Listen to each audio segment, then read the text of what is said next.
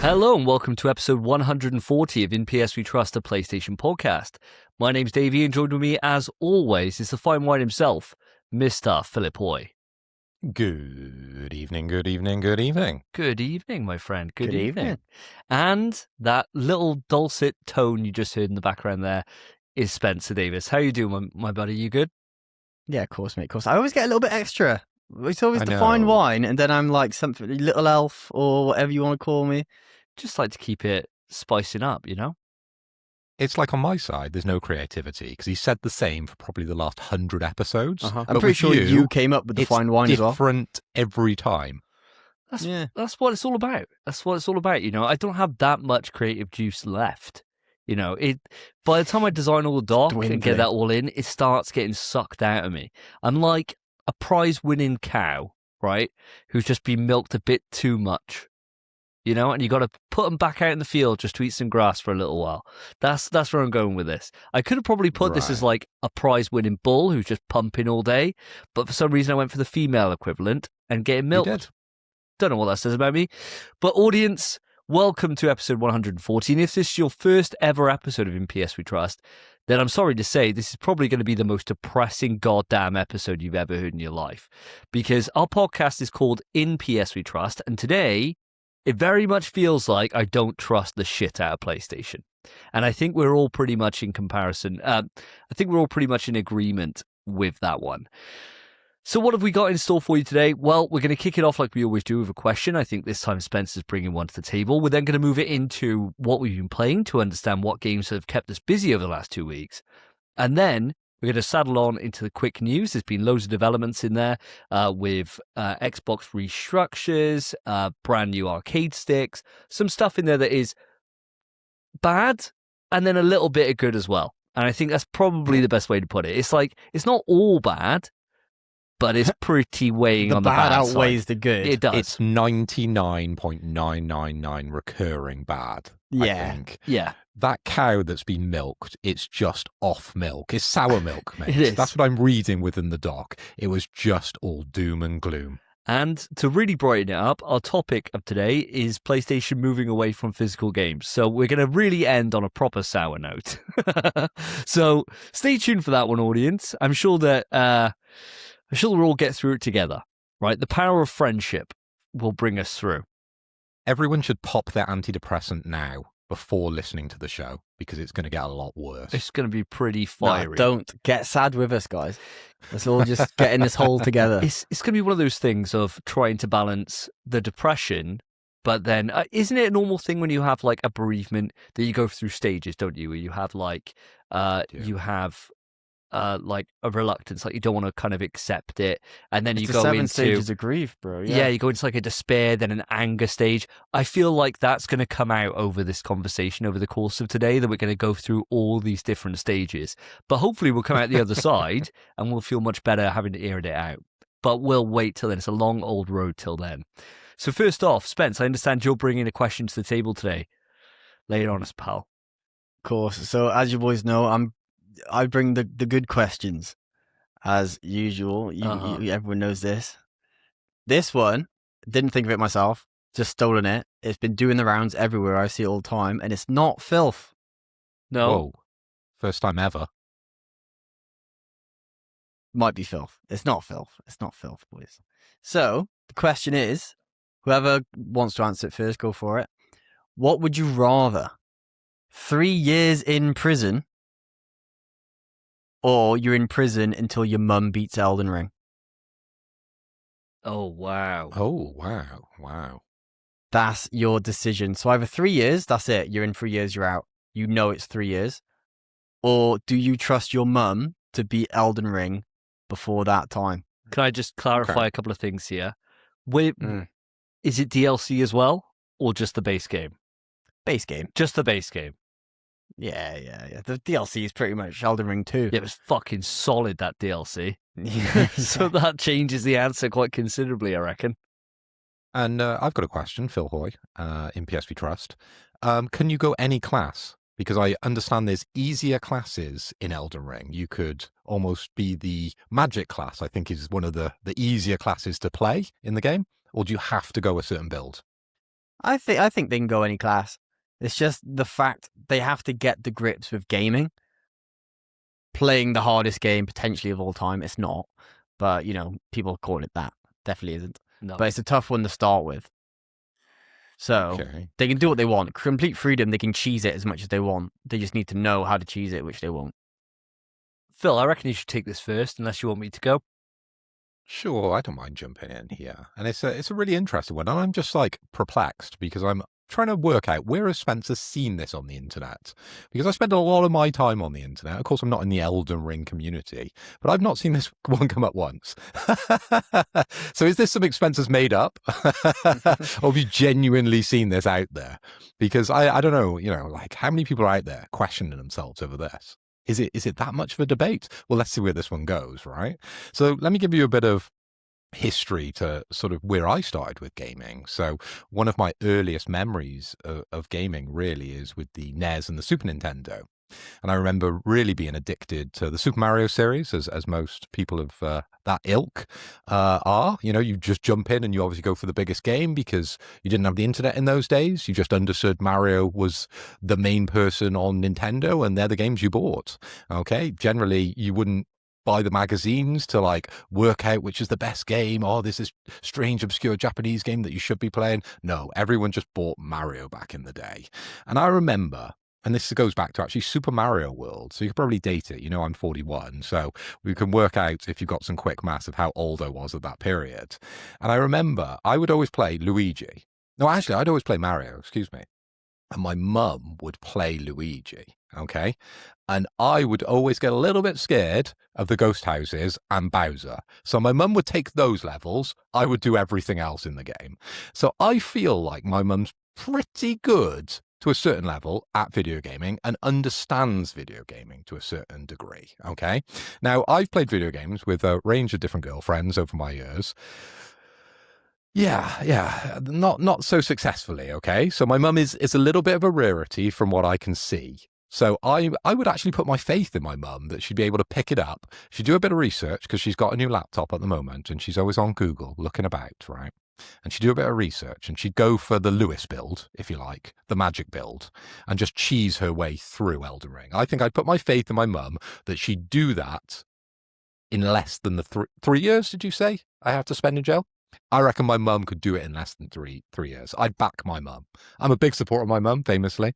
So it's pretty obvious I was always going to go for that one. But yeah, I'm going to pick my mum, and I'm going to be in jail for less than 3 years. I guarantee. Good, mate. Good. I'm glad you have that faith. Davey, mate, what do you think about your mum? So I got a couple more clarifying questions I want to ask here. So with my mum in this, does she know that she has to beat this for me to be released from prison? Yeah. She knows that. So she's got that motivation to do it. She's motivated, mate. Yeah, she's motivated. Okay. And can she get outside help? Like, for example, could she phone you up, Spence, to be like, hey, I've got to get Matt out of prison. I understand that I've got to be the one playing it. I don't know what I'm doing. Can she get outside interference, or is she just stuck in a room herself doing it? I can't imagine they're allowed to do what you guys do. When you're like, oh, I'm stuck. I'll have a go. I'll play it for you. Oh, I can't be bothered with that boss. Oh, I just know it so well. I'll play it on your account just so I can get the platinum trophy. No. Even though Spencer's quiz on this one, I'm not allowing that. All right. So she can't have help. She can't have anybody to be like... My idea of this is the only help she can get is during your prison visits. When she comes in to visit you in prison, you get to give her help then. To be like, what part you on, mum? And then you have to, from memory, be like, oh, you need to go get the mimic tier or, whatever. Yeah. But that's it. She can communicate with you at the prison visits, but that's about it. All right. Okay.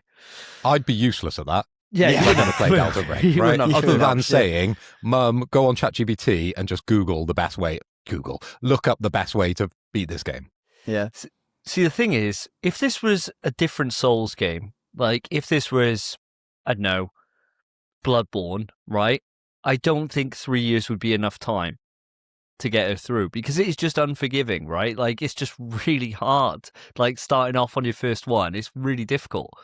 Elden Ring does just get easier the more you do, right? Like it really does. And you could just go off and just do whatever. and come back and mainline the rest of it and just smoke through everything, right? Like, because she's not going to have any sense of direction. My mum does not play games. I had to set up her phone for her the other day. She got a new phone, and it took forever to get there, and to have to explain to her that at that time she had two different numbers because she had her new phone and her old phone. And so when she was signing into accounts, it was sending text to her old phone to make sure that it was her signing into this new account. And that was super confusing for her, like incredibly confusing. So setting her loose on a PlayStation 5 on Elden Ring will take ages for her to get the hang of it. But my mum loves me to bits. And if it was the case between me rotting in jail and, let's be honest, I'd probably be a high commodity in jail. Somebody would want me holding their pocket quite quickly, I reckon. That's crazy. I reckon it will happen. And I don't know how long I could defend myself before I think the pocket seems quite appealing, right? So you'd succumb straight away. Yeah, day one. Give me at least a day. Give me at least You'd a day. walk in like, "Hi, boys." So I think she'd be motivated to do it, and I reckon she'd see it through. 3 years is hell of a long time if someone's motivated to get it done. You'd be asking your mum to take your time. Yeah. Don't worry about it. I'll see the 3 years through. But bring me more soap. Yeah. Because I'm incredibly dirty in the prison. Just lube and soap. That's all I need, Mum. And I'm golden in here. But yeah, 3 years is hell of a long time. And let's be fair, right? Like, there's people that do not complete games, right, and really struggle with them. My barber's beaten Elden Ring countless times, right? Like, it's his most played game. When I speak to him and he tell me about Elden Ring, he knows loads more than I do about it. And he's trashed by his own admission at games. Like, he's absolutely trashed. Like, could never be Ghost of Yotei, which isn't very difficult. Couldn't beat that. Can't beat loads of stuff. Couldn't even get past the first opening areas of Expedition 33, right? Just can't do it. And if he can do Elden Ring countless times, 3 years is a long time for my mother. So I'm going to give her the benefit of the doubt that she would do it. It would be a struggle, though. It would, like, I don't know how long it would take. I'd reckon I'd be in there for a year. I reckon, before it'd be done.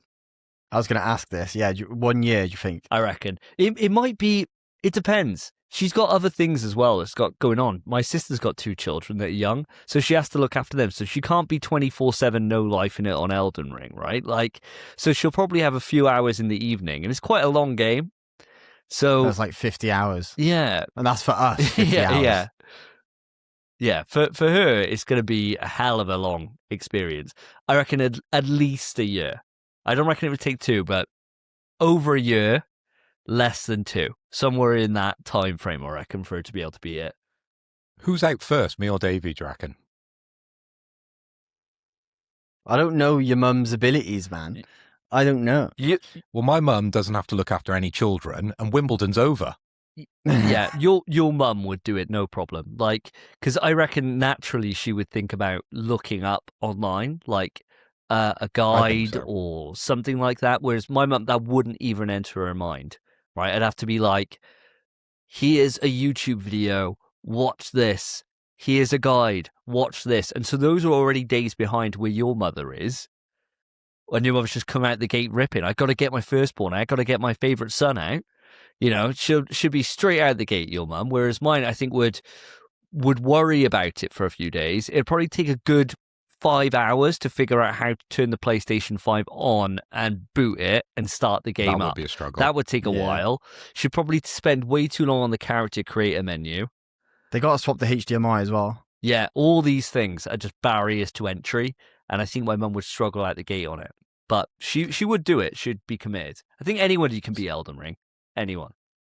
So you're saying your mum would just struggle and get good, and my mum, she'd game the system.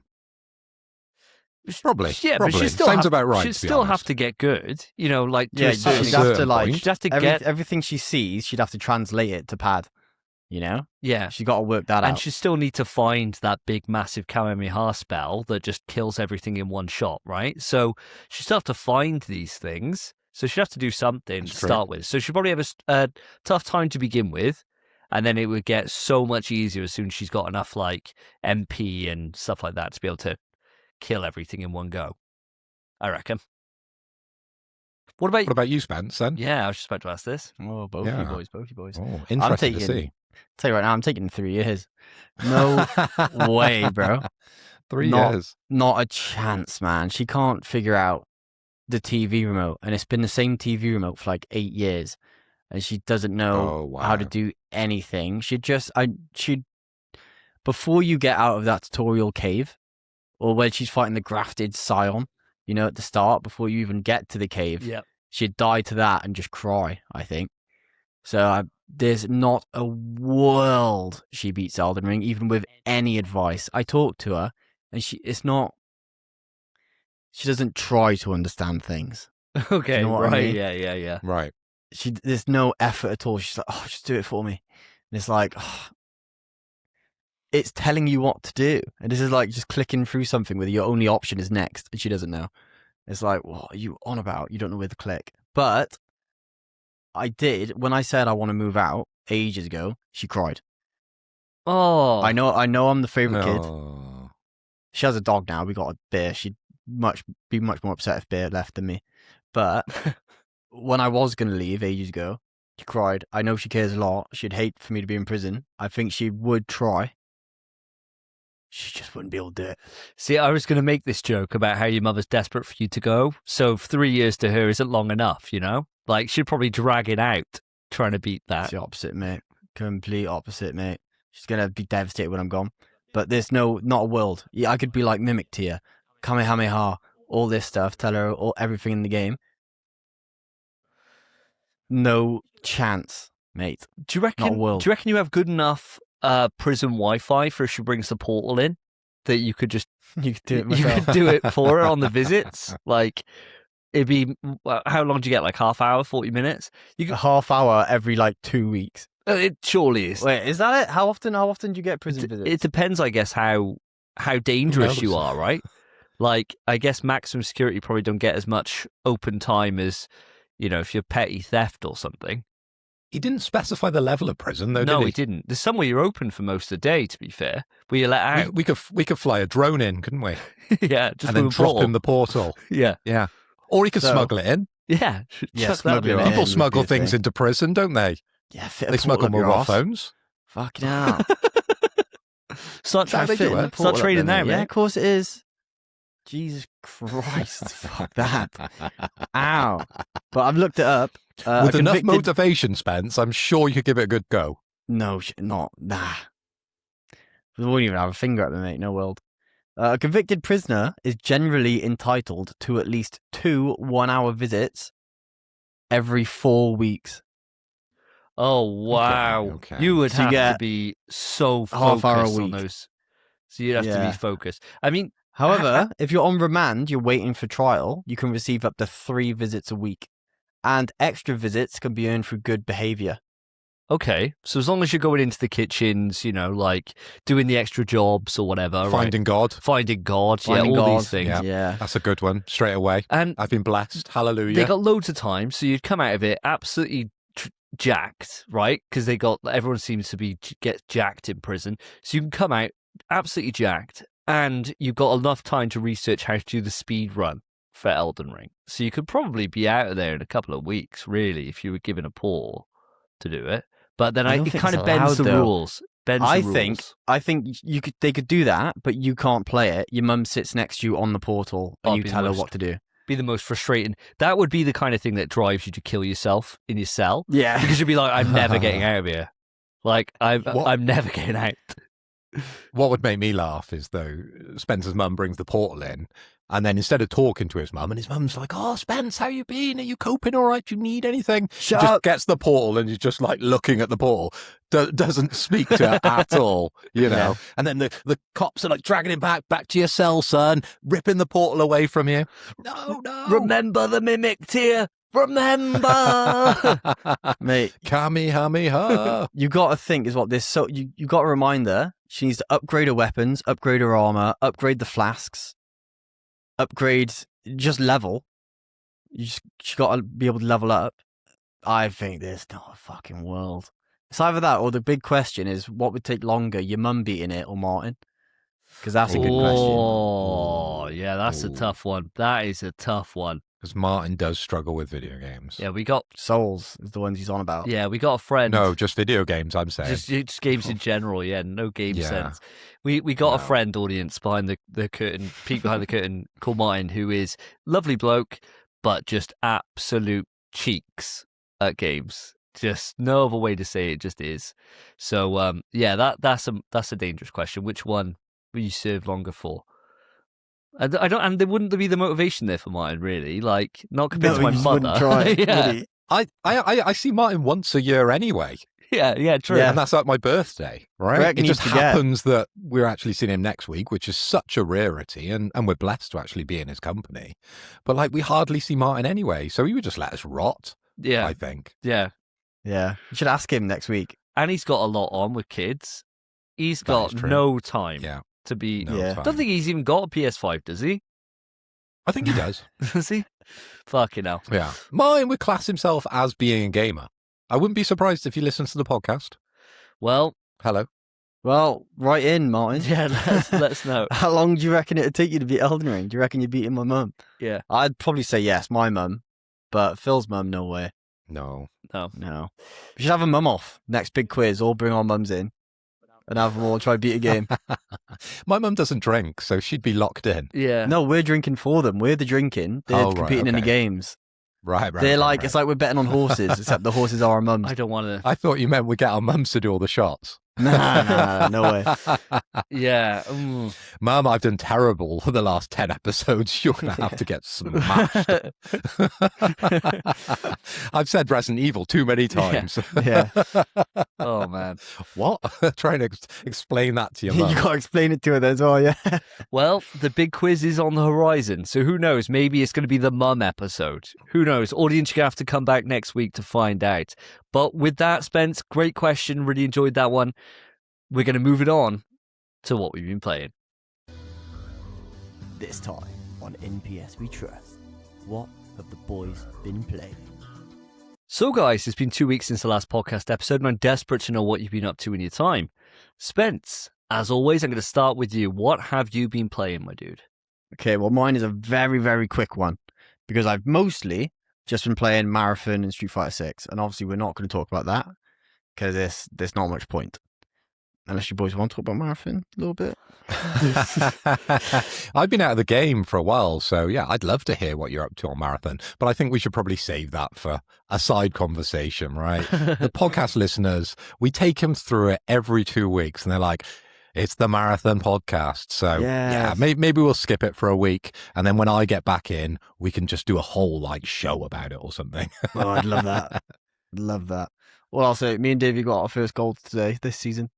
That's incredible. Davey got them both, actually, and he generously offered to give me the other one. Didn't you, mate? Just a nice guy.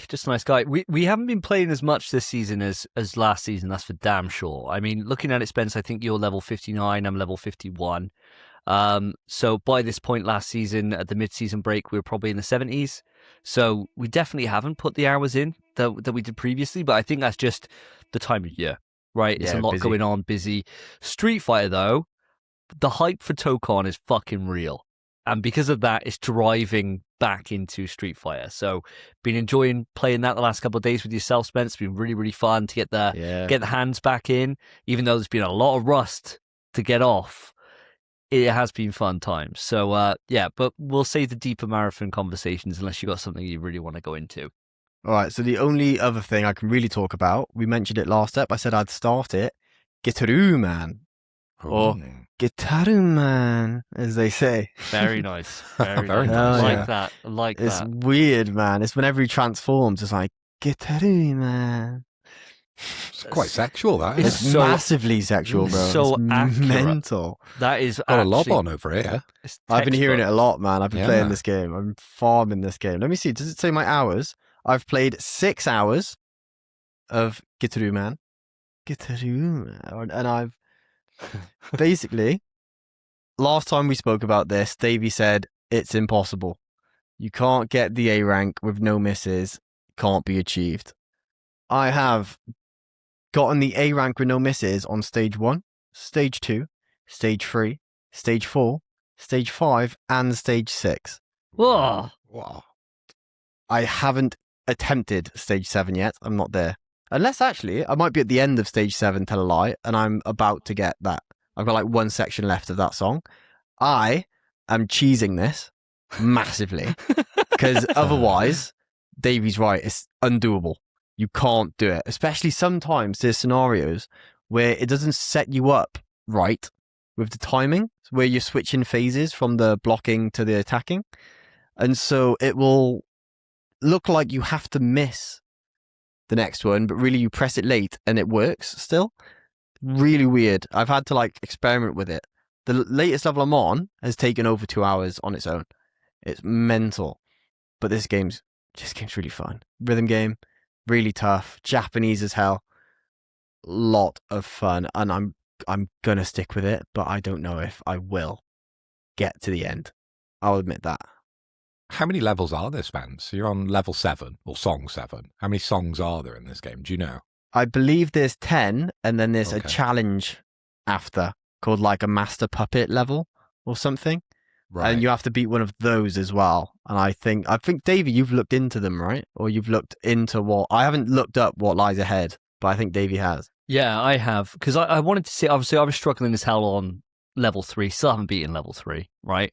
Still haven't beaten it. Given up. I've uninstalled it off the PlayStation. I've just given up. I'm not going to do it, right? You broke too many pads. Oh, honest to God, it is so difficult. It's tough. It's really hard. And I'm like, I do not have the fucking mental for this. I do not have the mental. So I thought, what does it look like, right? Like if I persevered and pushed myself through, or if I resorted to really cheesing it to get my way through, which I probably could do with enough time and enough persistence, right? Like anything's possible. Like It's a our mothers on persistence Elden game. Ring. Yeah. What does that final level look like? I checked. No chance. I don't think, even with unlimited time, unlimited resources, I do not have the skill. It is fucking wild. And watching people do it without like a note missed and shit like that, these people must have just had this game and nothing else on the PS2 because they are godlike at it. But it ain't me. That ain't me. This goes up there for me with like the Wolfenstein 2 Platinum. Right. In terms of Wow. being like, I just cannot get this. So fair play, Spence. If you manage to get through this and get the Platinum, regardless of how you do it, hats off to you. You're already doing much better than I can. Yeah. I'm going to try it. I'm going to keep sticking with it. I have slowed down now that I've realized the mountain that's in front of me. So I have slowed down, but I will keep at it. It will happen, but it might be an overtime kind of thing. But I'll obviously keep you boys and you listeners updated on my progress. Fantastic. Well, Mr. Hoy, let's come across to yourself. What have you been up to these last 2 weeks? Well, unfortunately, not a lot either. And this one will be a relatively quick one because I've been here, there, and everywhere on work trips. And the heat has just been unbearable in the UK. I know a lot of our listeners sort of sit outside Europe, but let me tell you, it has been difficult over the last 2 weeks in Britain. We do not have air conditioning in this country. and the places we do, the air conditioning's pretty terrible. I've just been feeling really ill, man, and just had zero energy to want to do anything. I've just like dragged myself through work and then finished, not hit the gym, and just lied on the couch until I've got to work again. I've been sleeping downstairs, just so I can get that little bit of extra coolness rather than being up in the bedroom. But honestly, I've been finding it so hard, man. So ultimately, I haven't really been playing that much. The only couple of hours that I did spend was in James Bond, actually. So thank you very much for dropping that through my letterbox. And I've very much been enjoying the time I've had with it. I've only had a few hours and I've played the sort of first few missions to the game. And for those who don't know, First Light is an action adventure game. From a third-person perspective, and it incorporates combat, both unarmed, armed, and it's got stealth elements. There's some driving in it. It sort of is a bit of a jack of all trades. And it sort of like runs that gambit of all these different kind of types of video gaming into one. It does it really, really well from what I've seen so far. But as I said, I've only really played like 2 or 3 hours in the game. But I've really enjoyed the understanding and the background that they're sort of going into, because not to give anything away, but the start of the game is very much teaching you how to be Bond before you are Bond. Okay, so all the things behind the scene that maybe you don't get to see within the movies, and correct me if I'm wrong, because I've only really seen the sort of modern Bond, you get to experience within this game. So I've been kind of geeking out quite a lot, actually, when they've been going back and they've been going about the training, and they've even gone into like where they would live, like in London, and like the setup and like all the kind of background, which really isn't much of a game. It's more like a storytelling aspect to the game. I'm really loving it. You know, you just sit back and ultimately you're just pressing square or X just to progress the conversation and walking around the room to the next conversation.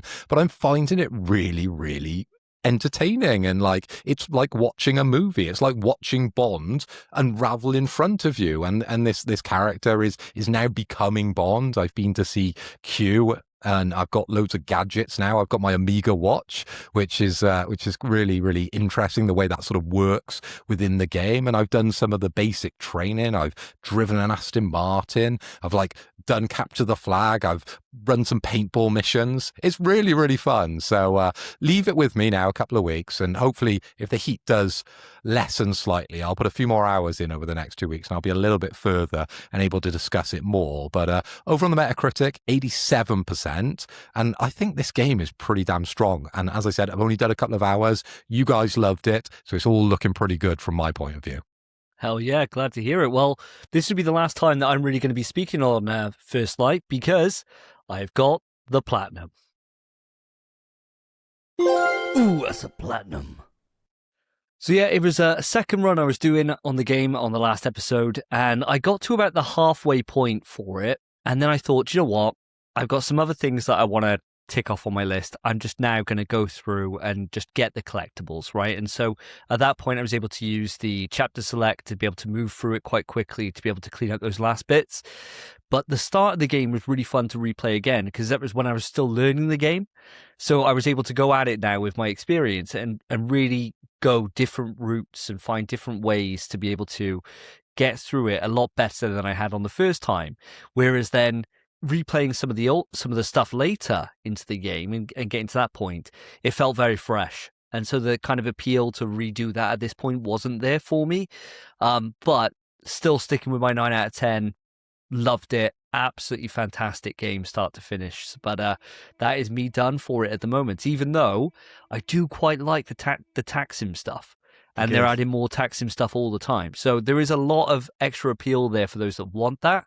And that is a nice little draw. I've got a quick question, seeing as I'm only, as I said, a couple of hours into the game. Now, is there anything I should be looking out for as I go through the game? I think he picked up peanuts. Is that something in the game? No, you find the general things you're looking for are like mementos. So okay. If you press the options, you can then go on to like the collectibles, and they're split up into lists. So there'd be like legacy items. So you might find like Jaws is Jaws, or the hat from Oddjob, right? Like Goldfinger's Goldfinger. Things like that, right? Like you find different things like that. Playing cards are one of the main things that you'll find scattered throughout. Right. And then there's like mission documents. So there might be like briefings on MI6 missions. Briefings and stuff like that you can Money find. pennies. I don't know. There's no joke there, is there? No. Well, I'm sure you can think of something. Probably inappropriate for money pennies. Pussy galores. There you go. There's the joke. There you go. Do with that what you will, audience. You dirty bastards. But yeah, there's a lot there. There's a lot of collectibles. It's one of those things that I pulled up a collectible guide straight after I finished it and had a look, and I probably found about 50% of them naturally. Right. So there was quite a lot to be able to find. And I found for myself that I was getting better at finding them the later on I was getting through the campaign. Yeah, you will, yeah. Yeah, so it was a lot of the early stuff, a lot of those early missions, there was a lot to find in each of those, but then towards the end of it, there wasn't an awful lot. So it's really enjoyable though, and super easy. Like with the checkpoint system's great because you can like go onto an individual mission, and then there's like 7 or 8 different checkpoints.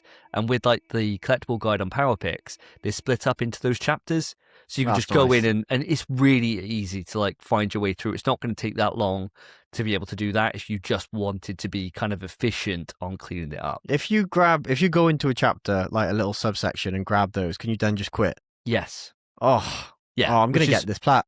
It's a godsend. Yeah, it really is. It's those little quality of life things that you don't think about too much until you've played something like a Life is Strange, which it doesn't have that, and you've got to replay sit the through whole game through unskippable cutscenes. Yeah, and unskippable dialogue choices, which is most of the game. So it's things like this that just make it nice, you know, to be able to go back and do. It's kind of like a badge of honor for the game because it's got quite a low platinum percentage at the moment. I think it's sitting on sub 2%. So it's a lot of people haven't done that, even though I think the game completion's over 50% now at this point. So yeah, it's a nice thing for those that are there that are thinking, oh, I don't really fancy a second playthrough. You don't have to. You can just go in and really tick through them quite quickly. But in terms of other games we've been playing, I was on the store, right? I was on the store and it updated. And so I thought, I'm going to have a little look and see what's in the sale, right? And so I was looking through the sale that was there, and I was like, I found some gems before, like Barry the Bunny or Genie in a Szechuan sauce, right? I found different things before on the store that have been godsends, right? Like little cheap little diamonds. I was looking through and went down to like sub £1. I was looking for different things and couldn't really find anything that was really tickling my fancy. There was a lot of those, like, you've played one of those, Spence, like with this, like, you shooting babes on the beach with their water pistol or whatever, and you've got to collect their guns, right? Oh, like, God. those shit Platinum kind of games. That was tough. It was like 4 hours as well for the plat. It was so annoying.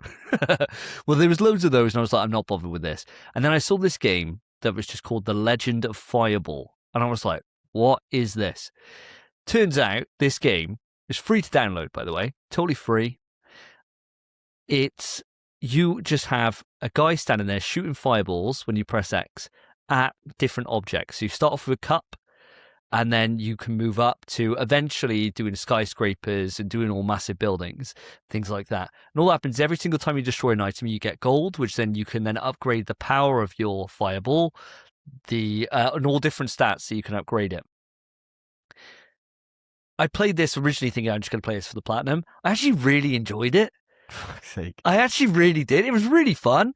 Like, and I got to the point where I'll play now. I got the platinum on this. Ooh, that's a platinum. Don't clap, Phil. And I hate myself every time I clap for these terrible games. I still kept going with it to see how powerful my fireball could go. And I went to the point where I was destroying houses, right? Like, I played it for quite a while, and I was getting proper You've got into it. Too much time, mate. This took like an hour and a half. I'm jealous of you. I had like an hour and a half with it, and it was fun. I started it being like, this is just going to be like My Name is Mail or something, but I got really into how the challenges that are in there, and then from that you can unlock these coins, which then you can spend to get pets, and the pets go on your side and shoot the things for you as well. And I was like, what pet's going to be the best for this? And proper started gaming it. I had fun with it. It's an easy platinum. Like, no beating around the bush. It was easy as piss, right? Didn't have to look up a guide or anything like that for it. But it was fun. It was a nice Didn't have to, but he did. Yeah, he did. No, yeah. I didn't. I definitely didn't. Optimal build. But it was one of those things that was a perfect little palate cleanser after I finished Blonde. I was like, I didn't want to start the next thing. I didn't really want to have something big. I was like, I just want to get like that little dopamine hit. Downloaded it. It was great. It was like playing that chess game that we got the platinum for. It was like that. It was really, really fun. I mean, have you guys got any interest in The Legend of Fireball? Nope. I've already played it. Oh, yeah? What, on Yeah. PlayStation? No, on my phone like 2 years ago. It Oh, was yeah. like a random download when I couldn't sleep ages ago, and I played it that night and deleted it the next morning. It's a mobile game where you really don't do anything. You press X to shoot a fireball. Thank you very much. In Yeah, time with that's the it. item as And it's then you falling. Upgrade, yeah, you do that. You upgrade your crit chance, blah blah blah. Bro, that's it, mate. That's the whole thing. You just That go in. is. Yeah, yeah, exactly. And then you get some little, you got like this power up gauge, and as soon as it goes full, he's then using both hands, and some music kicks in, like some little like samba kind of music. And he's like dancing to it as he's shooting balls. I got a question. Who would you recommend this for, Davey? I would recommend it because we got a lot of different listeners now from all different backgrounds. Okay, we got the hardcore gamers that probably really get off on you going into in-depth builds on Elden Ring, right? And then we've got the more casual people that, dip in from time to time. But we're along the span now. Where would you pick that? Who are the type of people that would want to play this game? I think the type of person that would want to play this is somebody like me who likes trophies, likes the dopamine from it. And so just a trophy hunter, yeah. Pretty much. Okay. And also somebody who they need like a little hit of dopamine, a quick little in and out experience before they start the next big thing. Well, we all like a little in and out experience. Exactly right. It's a nice little quickie. You have a great time with it. Hour and a half in. Great time. Can't be used for that, man. It was better than the chess game that I got platinum for, and I enjoyed it more than Bluey.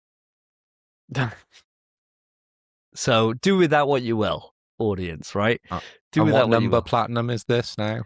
I don't know. This is embarrassing. So he's acting like he don't know. The Legend of Fireball was platinum 160.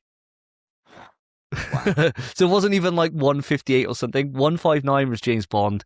160 was Legend of Fireball. Big milestone, that one. Mental, mate. It's mental. You should have just left like one collectible in James Bond and gone and done this. Well, I didn't think about it. I finished James Bond, and you know what it's like when you finish a game and you uninstall it. I was a bit sad about it. I was like, oh. And I had a game which I'm going to talk about in a little bit of depth sitting there, and I was like, I'm not really. I was kind of just sitting there on the PlayStation, not really wanting to press X on it and start it. Yeah, I get that a lot. And the Legend of Fireball was sitting there. And it was exactly the thing I needed to then spur me into want to play the next game. So thank you very much, Legend of Fireball. You served your purpose well. And it was free. So there you go. Can't argue with free, can you? Can't I'm argue going with to that. download it, I'll be honest. It's fun. I'll play it. It's a good laugh. It's not bad. It's better than What some pulled you into it, Spence? A free game, platinum, an hour and a half. Got to be great on the portal as well, mate. Yeah, it'll be a great time. Yeah, exactly right. Exactly right. So the final game that I've been playing, and I'm 6 hours into this, is Stellar Blade. So I finally had it. It's been sitting there for about a week or so, and I finally started it after finishing The Legend of Fireball. And I'm loving it. I am absolutely loving it. So the point I am, for those, it's been out for a while, so I don't feel this is any kind of... I'm not going to go too deep into it that people would know, if that would give anything too much away. I'm in the first kind of hub world, I suppose. So I'm in a city. I've been taken back to a city, and I've met a character there called Lily, and I've got the camera. And I've got all these different side quests that I can do, like finding cats or doing all this other shit. And I'm sitting there and thinking, do I want to be going through and doing all this random bollocks? And for some reason I am. Now, I don't know how long that's gonna stay like this. Forever. There's loads in that city. There is so much to do. So much just nonsense.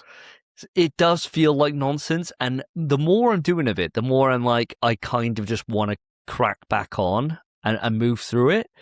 But at the same time, it's oddly satisfying just ticking these things off. And I know this is the problem I get with like Ubisoft games all the time and things like that, where I get a list and it's manageable, the list. It's like 5 or 6 items on there.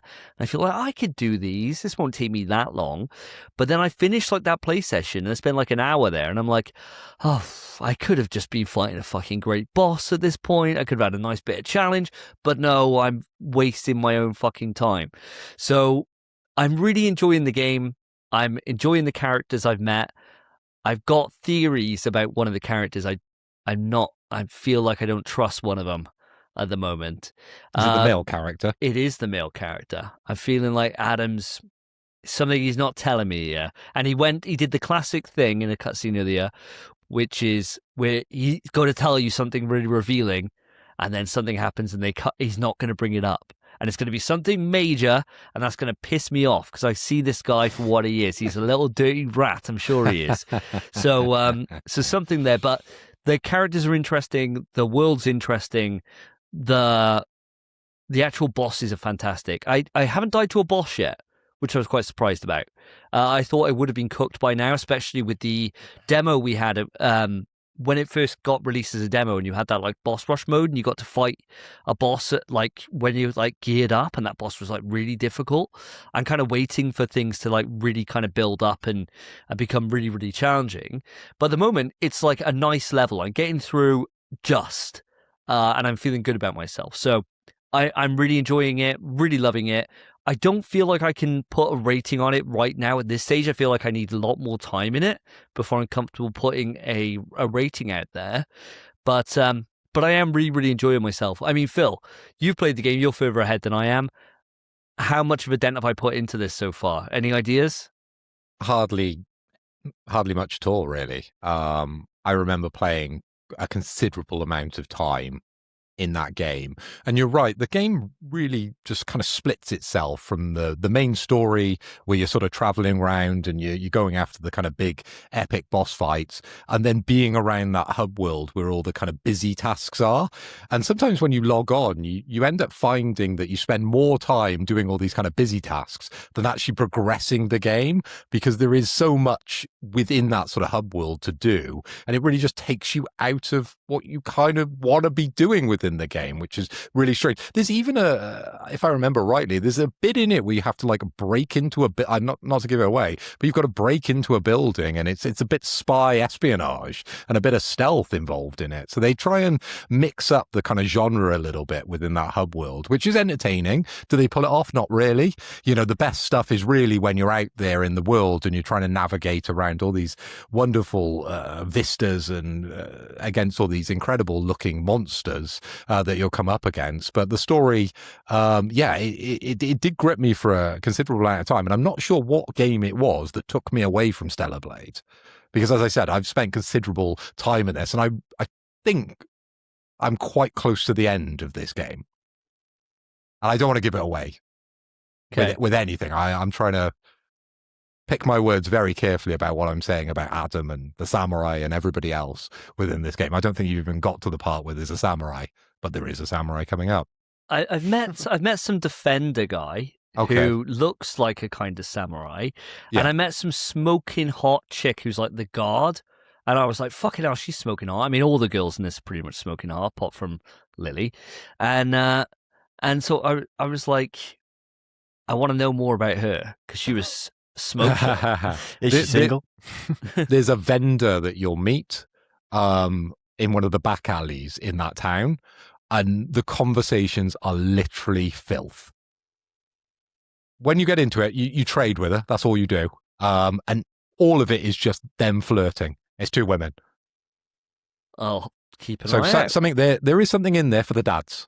Oh, there you go. There you go. I think the whole game's for the dads now. Look at it, mate. It's been one of those games that I've had it on when Karen's there, and I always feel like I'm always like, oh, it's a bit embarrassing, right? Like it's a bit much. So I found a costume that is a t-shirt and jeans, right? And and it's very much one of these costumes that doesn't give an awful lot away, but for whatever reason, the bra is exposed on the left side, and I'm like, okay, it would have been absolutely perfect, but now it's getting a bit provocative. So it's very much one of those ones that when Karen's there, I'm wearing that. When she's not, I might have her in a nice little black revealing outfit, but that's straight just into for the me. lingerie. Yeah, immediately straight into the skin suit, bro. But that's just for me. That's just for me. But no, I'm really, really enjoying it, and I'm looking forward to putting some more time in and getting this done. I think, Spence, you want to be borrowing this when I'm kind of done with this, right?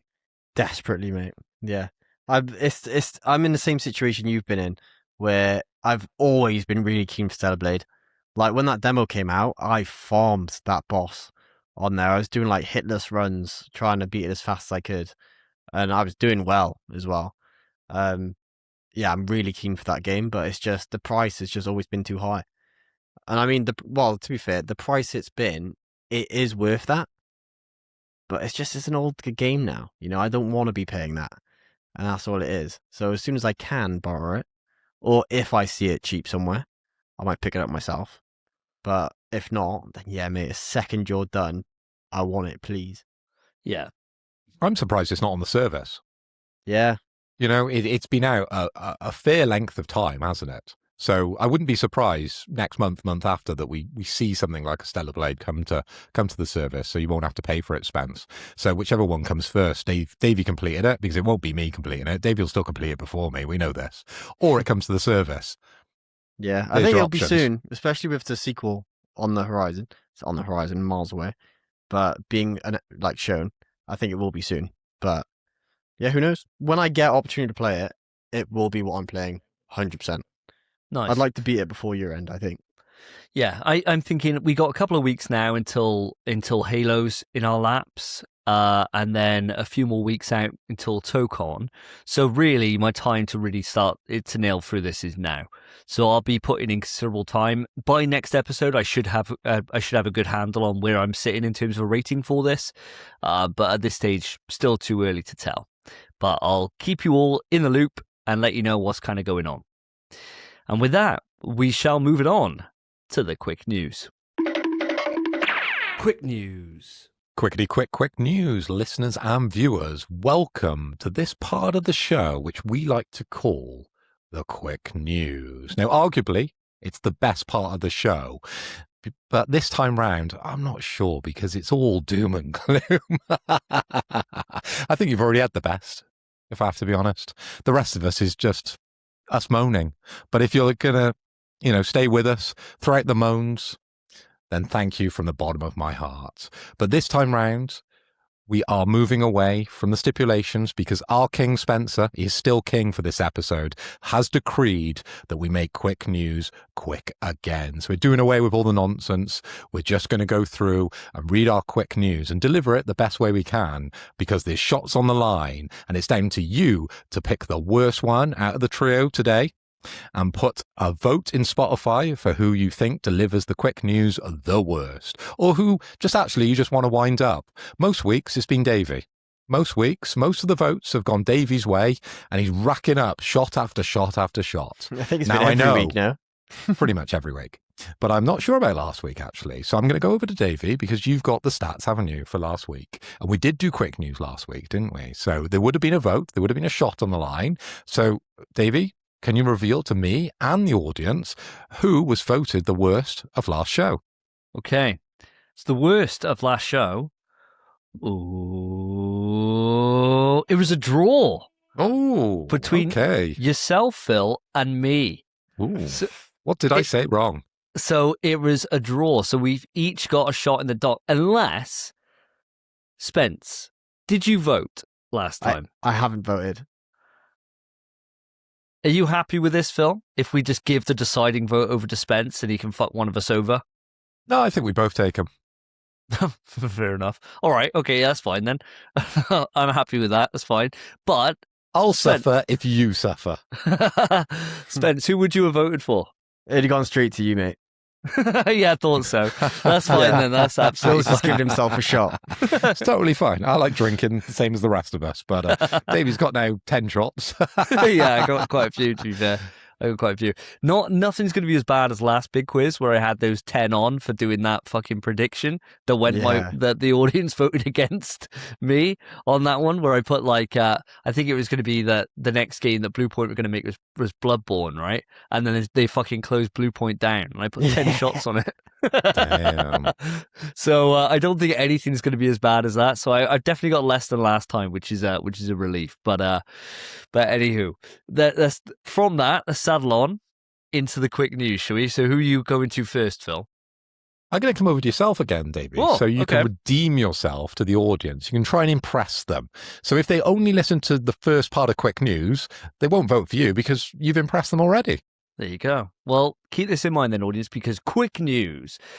So there was some big news on the 9th of July. So pretty much a week out from where we are recording now. And that was that Call of Duty Black Ops 1 and 2 have been re-released onto the PlayStation Network. So they are available on PSN right now. You can go and download them. Now, the pricing's pretty nuts, I reckon. So the pricing is £35 for each of them. But if you have PS Plus, it's a 50% discount, which runs up until, I believe it's the 6th of August. I'm just double checking myself now. Yeah, it is, up until the 6th of August. So if you were to get them, now's the time. If you were thinking about getting them, get off the fucking pot and get them. There is more bad news with this, though, right? So I'm giving you the bit of sugar, the bit of sweet, and now here's the fucking tequila that's going alongside with that, right? Alongside that nice little bit of salt, which take the edge off. In that the DLC is not included with these ports. Oh, that's crazy. You have to buy that separately, which that in itself is discounted 67% off if you're a PS Plus member. So that brings them down to £8.57 individually. But if, say, for example, you bought these and didn't have PlayStation Plus, which would be insane because it means you can't play them online. But let's say, for example, you did, then it would cost you $25.99 for the season passes individually, as well as each game costing you $35. So you'd spend a fucking fortune, essentially, on purchasing these things. If you really want it, take advantage of it right now. They have not been upscaled or anything like that. They are the base games as they were. Even the things that you might not remember at the time, especially with Black Ops 1, the thing that stood out to me was I watched some gameplay footage for it. I watched a guy that I watched for all my COD content called Exclusive Ace. And the dead zones apparently on Black Ops 1 were fucking horrendous. Like absolutely awful. You got to move your stick quite a lot before you actually get any feedback into it. Even that's still there. So they are a fucking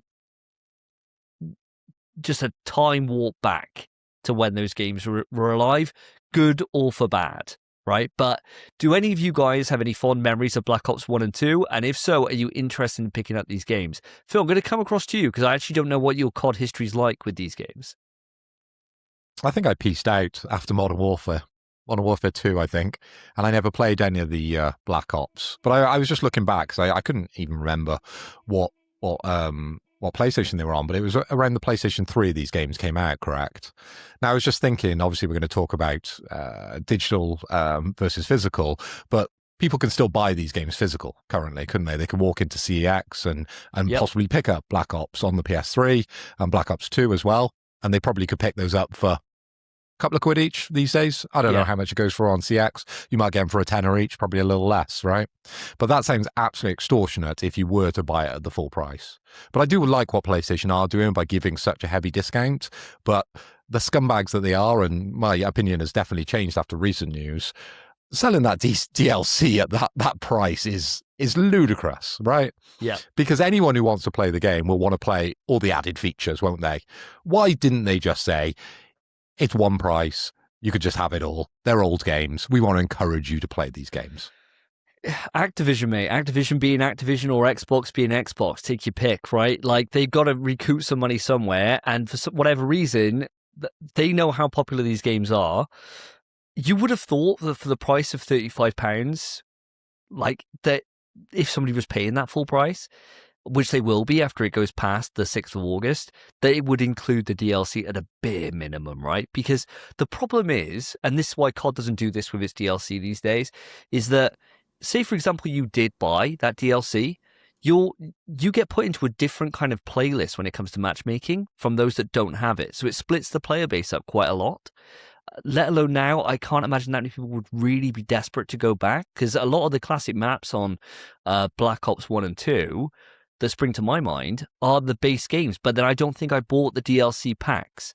So I don't think I've got much memory of those maps at all, actually, if anything. But a lot of the ones I remember are like the cruise ship and shit like that, which are all like on the base kind of the base game. So it's it's not the smartest move, and it's very anti-consumer to get them to pay these extra prices for what is a really old game. The only plus about them bringing it over here to this ecosystem compared to, because you can still go bound to the PS3. Those servers are still up. This is peer-to-peer hosting as it always was. So those servers are still up. You can still play those games. The problem is that the Xbox 360 and the PS3s, if you were to go back and play that, it's just full of hackers. The entire thing has been completely ripped open. You are not killing anyone. It is impossible. Whereas at least now bringing it over to these platforms, that isn't an issue to the same extent, right? Like they always do get hacks. There's always hacks that are happening in all these games, right? But it's certainly not going to be as prevalent as it would be if you were to fire up your PS3 and God help you, even scoring a kill in that game. I'm sure you can still buy these on Steam, though, couldn't you? And Steam has certain things in place to sort of limit hacking. So potentially, if you were wanting to play these games, then potentially the PC route would be the way forward. I don't even know if these games came to PC.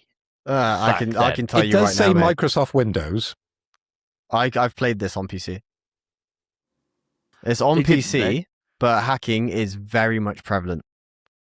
Massively prevalent. Loads of modded lobbies, loads of minigame lobbies, loads of, same as like Call of Duty 4.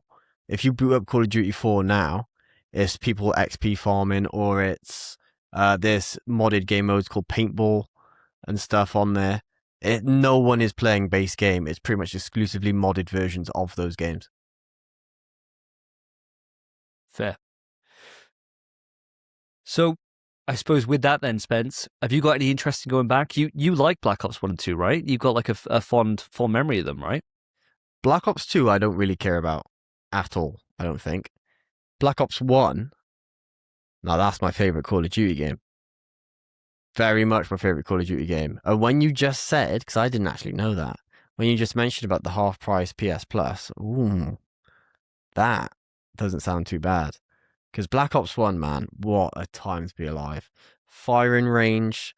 The cruise one you're on about is Hijacked. I don't think that's actually on Black Ops 1. I think that's Black Ops 2. Is that Black Ops 2? I definitely owned both back in the day. Yeah, I'm pretty sure that's not Black Ops 1, but great map. Fantastic. Launch was on Black Ops 1, great map. Fantastic. You had the wager matches.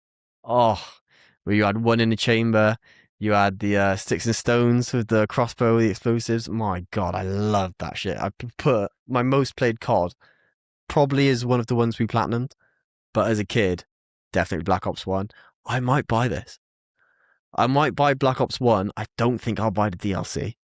Yeah. Well, if you buy it, I'll definitely download it and boot it up and have some, get some nostalgia fill in my veins, because they were great games back in the day, right? And I remember the campaign on Black Ops 1 and 2 being fucking incredible. Incredible. It's Black Ops 1 by far has the best campaign for me. It's a great campaign, great multiplayer, introduced wager matches, Kino de Tokon. Oh. Yeah, Zombies is class on that as well, wasn't it? What a time to be alive. Yeah, incredible. I might buy it. We might be playing this. But yeah, but everything you've explained, the DLC, that's insane. Yeah, crazy. 35 quid would be a fantastic price for everything, for the whole game. Like, I'd pay 35 quid with all the DLC included. I'd pay that. That's actually a good price. Without the DLC? And they've clearly, like you've said, just ported the game 1-to-1. They could have done this 10 years ago. It's clearly taken no effort whatsoever. Insane. I can't believe it. And they're hyping it up like, oh, you can finally play this on the PS5. Give us your bank details. Brilliant. But yeah, I might do it. Well, let me know. If you do get it, mate, I'll definitely boot up with you. I'll have some fun. Might get it right now. Yeah, do it. We'll play after the show. That sounds fun to me, mate. And it shouldn't be a massive install compared to modern CODs. And I wouldn't mind having a look at what the trophy list is. I do have one bit of bad news for you, though, Spence. You mentioned about wager matches. I know that they're not in this. Why? Because of gambling laws have changed. So even though you were betting in-game currency, right, on those wager matches, they haven't put them in there to make sure they don't fall foul of any kind of regulation. So I know they've been removed, yeah. And so has the theatre mode, I'm pretty sure, because that was the way that people hacked the game originally, was through that. Was. So they've removed those two elements. I know that. So I can't even clip my across the map freaking shooting knives. Well, of course you can. You could just, screen. You could just save the clip, right? Like you can for anything. So you'll still but be able back to do then, that. mate, back in the day, right, on Black Ops, this little trip down memory lane, you used to, unless it was the final kill, in which case it would track your knife across, and that was cool, sure, that was great. But if it wasn't, you had to go into theater mode, find when you got the kill, and then follow the knife across. And I think I might have deleted them now, or they're unlisted. On my YouTube, I have clips of me doing this. Actually, I wonder if I have those. I'm getting off topic. I'm sorry, boys, but I'm excited. I love Black Ops 1. I'm going to check this. You guys carry on. No wager match actually puts me off a lot. I might not buy it. Fair. Well, I'm glad I gave you the facts. I'm glad I gave you the bit of the deets that you may need, audience. And with that, let's move it on. As Spence is looking at his phone, Phil, I'm going to come to you. He's down the rabbit hole, isn't he, now? I found it, by the way. Is there anything you want to 15. say before I introduce my quick news? Because it's Just- coming fast. Last one. I've got Spence has 01. Was my 01. First ever across the map Tomahawk 15 years ago. It's got 41 views and 3 likes. Share it. Make sure to put it into the description of the show. Yeah, we will. We will. Go on. Quickety quick news.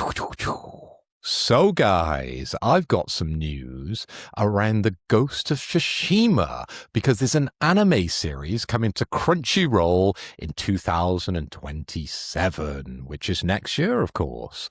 It is based on the game's Legends mode, and the series will focus on samurai mythology and supernatural threats. An official poster has been released, guys. I'm not sure if you've seen it just yet. We've got no exact release date, but as we said, 2027, so hopefully next year, but it looks really, really interesting. Now, Davey, I'm going to come over to you first. Obviously, you are a big Ghosts fan. You've played both of the games so far, and you've always given us a glowing review of how great you think these games are. So will you be watching the anime series over on Crunchyroll? I know you're both anime fans. Yeah, do you know what? I think I will. Because the Ghost of Tsushima, not only does the poster look cool as hell, which I think it really, really does. There's a lot they can do, right? With mythology and different stories and things like that. I want to give this a chance. And I don't have the same kind of samurai burnout that a lot of people on this podcast have, namely young Master Spencer Davis over here. I don't have that problem with it. So I'm in for this for sure. I really like all these different anime pushes they're doing now, like with the Death Stranding one and the Ghost of Tsushima. It's a smart business venture for Sony because they own Crunchyroll, right? It makes perfect sense to be able to bring that franchise to more people, and it is a Japanese game, right? Even though it's not made by the Japanese, it's set in Japan. It is about samurais and shit like that. Let's go for it. It seems like a perfect marriage for me. So this is definitely one for me that I'm definitely going to keep an eye on when it comes out next year.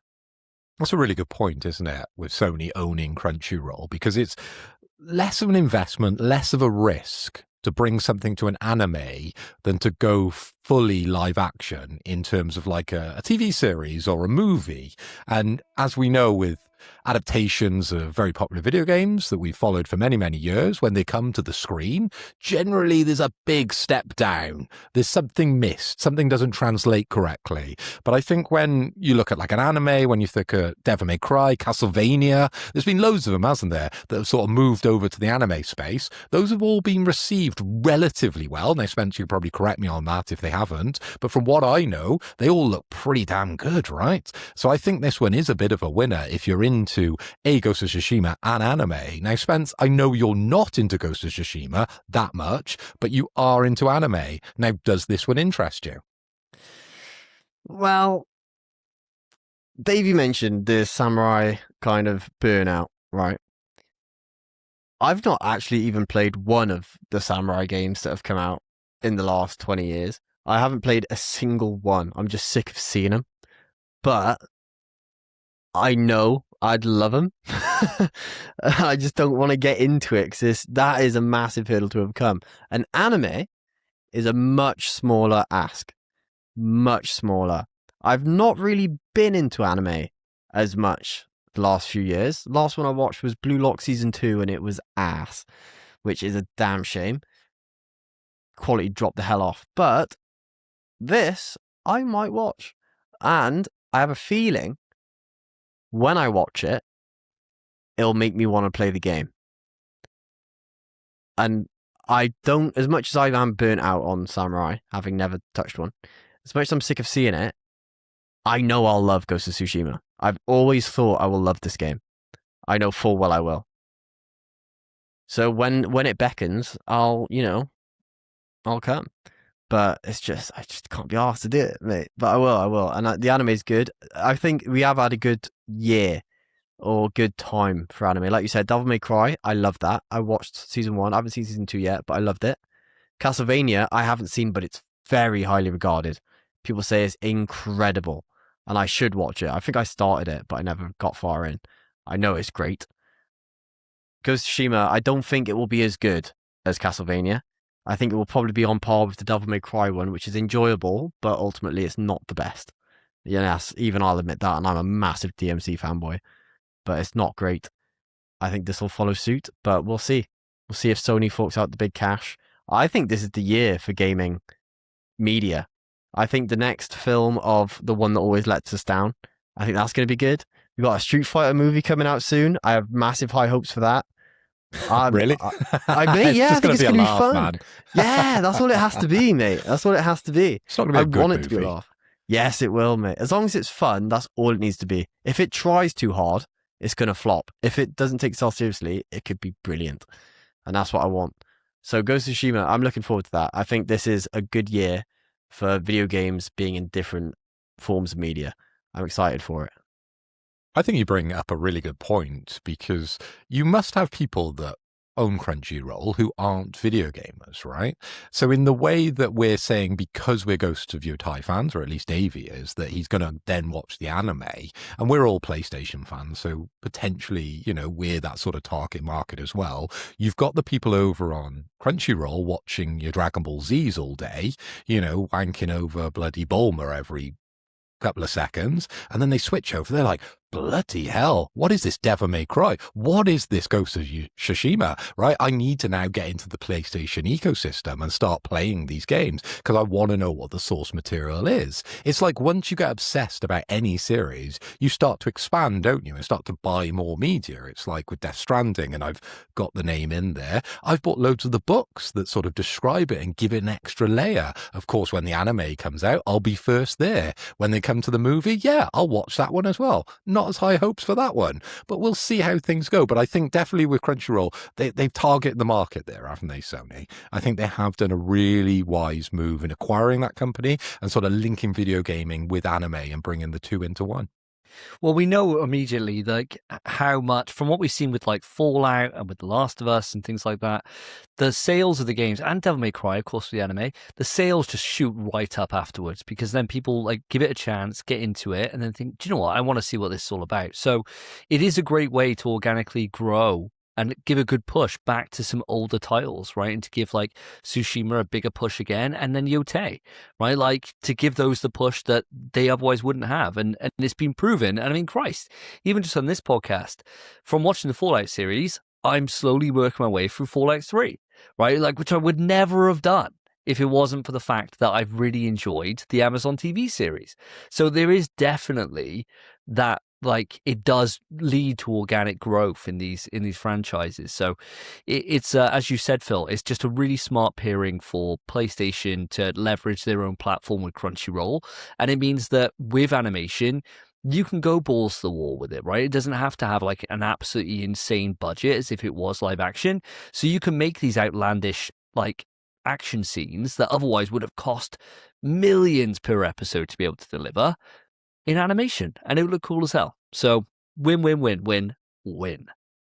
Win, win, win, win, win. And you're right. You're exactly right with everything you're saying there. And most recently, I've been watching the X-Men series 97. And now every time I'm on the train, I'm scrolling down that ROM list on my little handheld, and I'm playing games like X-Men Children of the Atom, right? They're probably games I would have never really thought, oh, I'll stop on that one and play that. But I'm just so X-Men obsessed at the moment because of that series. It's just brilliant, isn't it? And anime and animation is such a cheap way in to get get us excited about a series, and X-Men definitely. I've got the bug with X-Men at the moment because that series is particularly good. Anyway, we're moving too far away. I just want to drop in about X-Men. Spence, what's your next quick news? Sure, mate, sure. So for my first bit of news, as always, I'm coming in with the monthly games, this time for the month of July. These are the essential offerings, so you get them no matter what you're on. This isn't the game catalog, this is just your monthly games, and they are as follows. We have Call of Duty Modern Warfare 3 cross-gen bundle for the PS5 and PS4. We also have For the King 2, PS5, PS4, and we have Cross Code, PS5, PS4. Now, I'm not actually sure how I feel about this month. So I'd like to get your guys' thoughts first and see if, you can tell me how I should feel.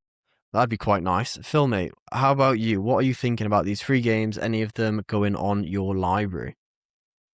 Well, they'll all go on my library, regardless if I like them or not. Yeah, That's cool. just the standard run of play with the PS Plus games that we get each month, because you get the little notification on your phone, don't you, these days, that notifies you, and you can do it all on your iPhone or one of the other competitors that are out there these days. I don't know why they bother. But you can log on to the PlayStation app, can't you, and sort of download these without even logging onto your PlayStation, which I've done many a time. But you're right, Spence, I'm not sure about this list, but let me just run through, because I've done a little bit of research because I didn't know the latter 2 games. But Call of Duty Modern Warfare 3, the cross-gen bundle, scored a massive 56% over on Metacritic. And of course, we all understand and know what Call of Duty is. This is the Modern Warfare 3, so unfortunately, it fell off a cliff. Now, going over to For the King 2, this is a sequel, obviously, from For the King 1. This scored a massive 76% over on Metacritic, and it is a turn-based strategy RPG where a player explores a fantasy world, believe it or not. You fight enemies, complete quests, and work your way to overthrow the Tyrant Queen. Ooh, very interesting. And then Crosscodes, this is the big one in the room, actually. This scored a massive 82% over Metacritic. So if you're going to base it on the Metacritic, this would be the one to pick up. Now, Crosscode is a fast-paced action RPG that blends real-time combat, puzzle-filled dungeons, and a story set inside a futuristic online game. And that, of course, would be my pick because that's the best one in the list. And being honest, are you going to play it? Probably not, because I'm absolutely stacked at the moment. James Bond, bit of Doom, bit of Stellar Blade, and then we're playing Tokon Boys. So unfortunately, these aren't going to get a look in for me, but I'm going to download them regardless. Yeah, fair enough, brother, fair enough. Davey, mate, how about you? I think this list is pretty weak this month. It really is. I think it's one of the worst months that I can remember, if I'm perfectly honest. And really, the only game that I would actually try out of any of these would be Modern Warfare 3.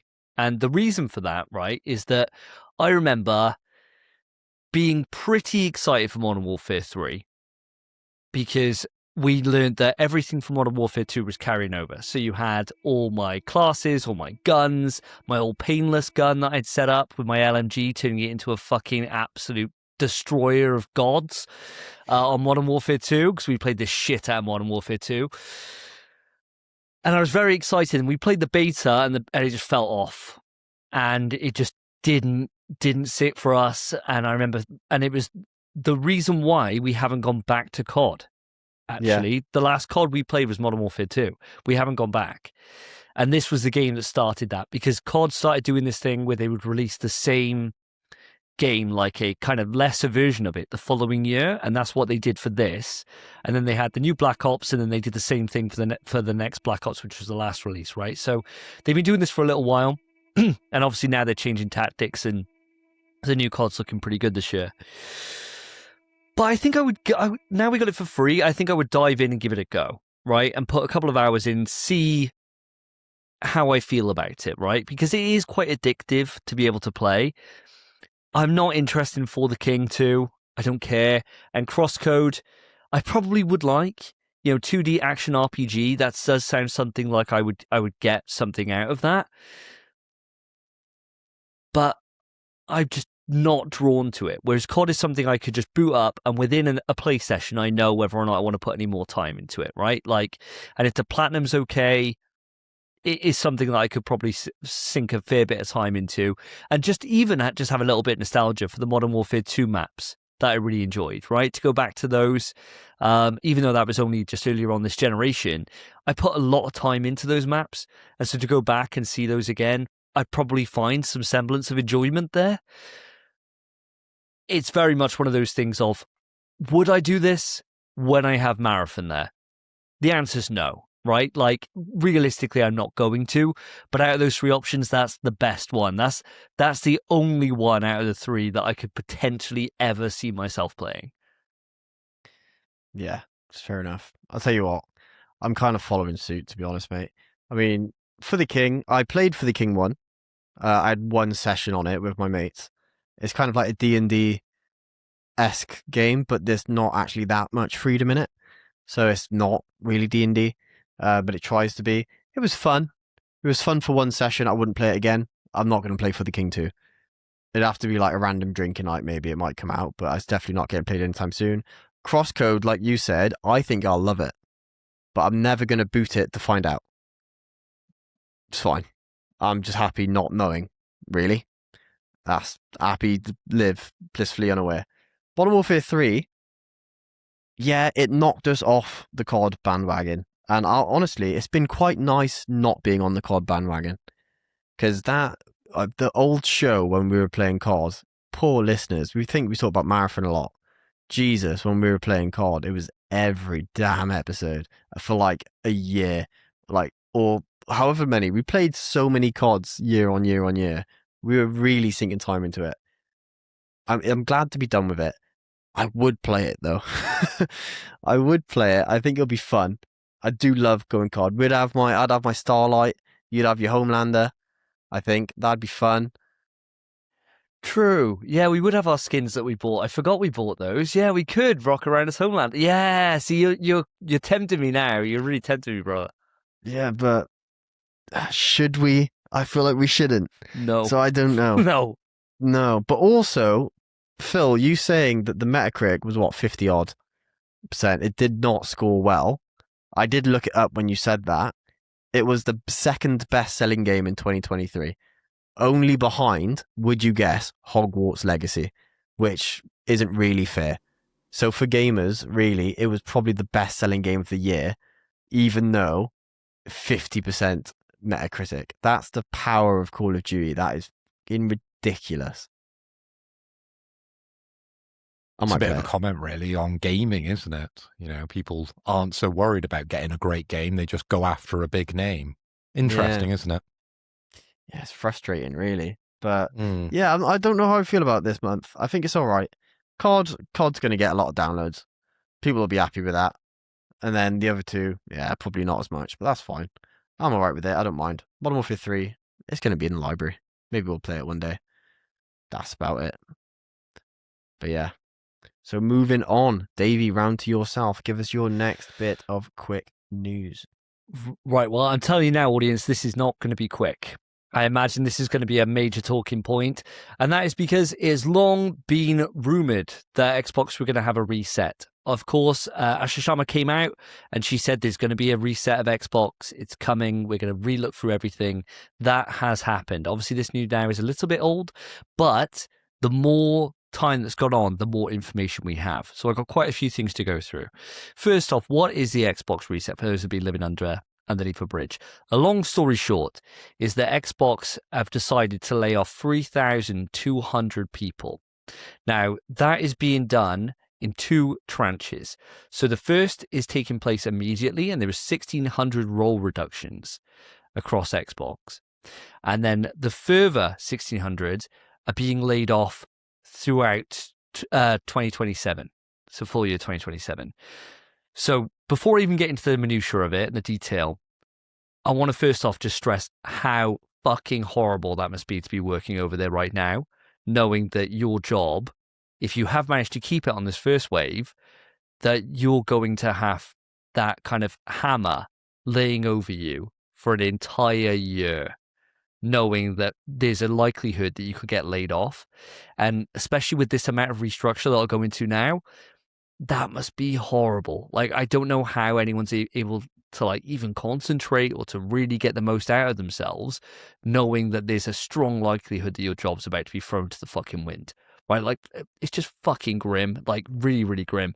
I appreciate the transparency to say that this is what's going to happen, and for it not to be 1,600 now and they go silent on it and then another 1,600 in a year's time. But still, I fucking feel for the people there. I really, really do. Now, to go into more of the detail here. So what they've said is, our business today is not healthy. We are operating at margins that are 3 to 10 times lower than comparable platform and publishing businesses. We enter Gen 9 with a smaller install base and a higher cost structure. To grow, we bet on Game Pass, multi-platform, and a broader portfolio of content. While these businesses have created meaningful value, they did not grow at the pace we expected. As that happened, our core business weakened and we added more teams, more investment, and more time hoping for a better outcome. And now the industry is facing the most severe hardware crisis in its history. We must reset Xbox. First, we must reset our content portfolio. And so, with that, Compulsion Games and Double Fine Productions will return to management and become their own spin-off things. Now, this has happened since Ashama announced this. So Double Fine, of course, the creators of like Psychonauts 2, and Compulsion Games were the studio who did South of Midnight most recently. They've been spun off now and being owned by their own creators. So they're no longer part of Xbox, so they'll be looking then for publishers to be able to go in for, to be able to make the games that they then want to make, right? So it's a good news for them, I suppose, in a way. They weren't just shut down, right? Ninja Theory and Undead Labs have entered terms to join new ownership with funding to complete and grow Senua and State of Decay 3.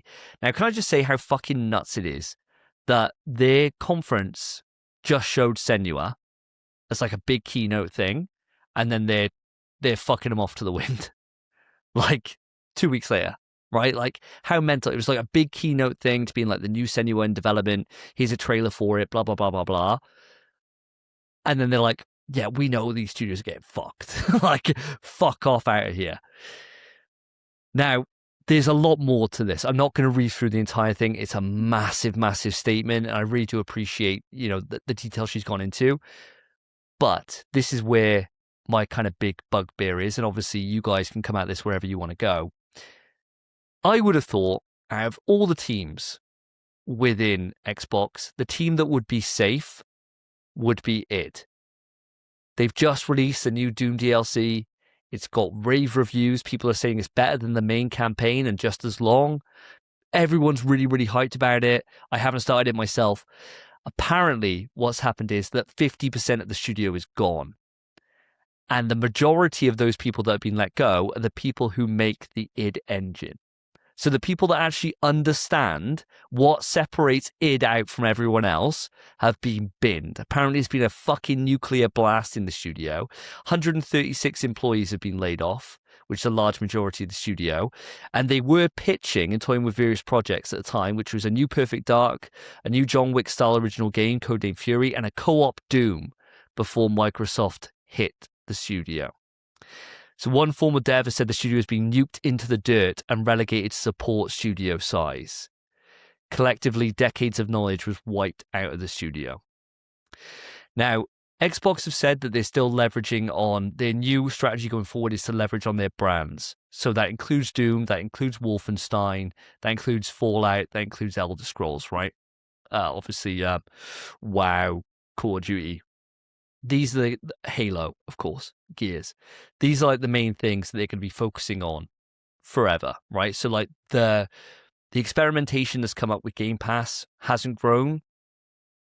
And I'm not being funny, kind of obvious it wasn't going to, because the games themselves weren't at the level needed to be able to entice people into the system, right? 8 out of 10 on a little game isn't good enough. It needs to be on the 9s and 10s to be able to get there. So they've focused on these core franchises, but at the same time, destroying probably their greatest gem, in my eyes, in terms of it. Now, Phil, I'm going to come to you first on this. You can take this however you want in terms of this news. I've kind of gone all around the houses, a lot to discuss here. Take it wherever you want to go, mate. If you want to start with Doom or if you want to go into other things, floor's yours, mate. And we'll spin this off quite naturally, I think, this conversation. Sure. I want to go back to the beginning of your sort of intro to this. And you were saying that there's a hammer over people's heads and they know or they don't know that potentially there's going to be more layoffs to come. Now, I just want to ask you boys, have you ever been in that situation? Do you know what happens in that situation? Because I worked for a company over in Bristol when I was bright-eyed, bushy-haired developer learning my trade. And I was at a company and we knew the company wasn't doing so well because ultimately it was just funded by some the main director's daddy, who was just funding the whole thing, and I think he just pulled out because his son wasn't doing very well with the company, and we knew it was going to be closing down, and we knew we'd be losing our jobs. Luckily, I'd worked over 2 years, so I managed to get some redundancy, but maybe that's a little bit too much into what happened, but we knew it was coming, right? So for us, most of the team outside me, obviously I'm a very hard worker. I just continued to work at 110% like I always do for all those potential employees that are listening to this. But everybody else in the office, they really just pulled back. They stepped back. They didn't try as hard. And even the people that, were sort of front of office and sort of very much in the view of the boss, even though those guys weren't doing the job they were doing before, because they knew something was happening, something was changing, and potentially they'd be out on their ear. Now, the video game industry, and we comment about this a lot, don't we?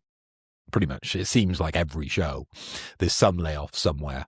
And I think each time it comes out, we kind of fall on each side of the fence. We kind of say, well, actually, this is the video game industry, and ultimately people know that they're employed for a certain length of contract and they know this is coming. And it probably comes as a bit big of a shock when Kotaku put it as a big title on their website and everyone goes, 100 people being laid off from X, Y, and Z. And actually, these people knew, that ultimately they knew this was coming. And then we look at it from the other point of view, from the employee's point of view, where actually to lose your job is horrible. And we are all human.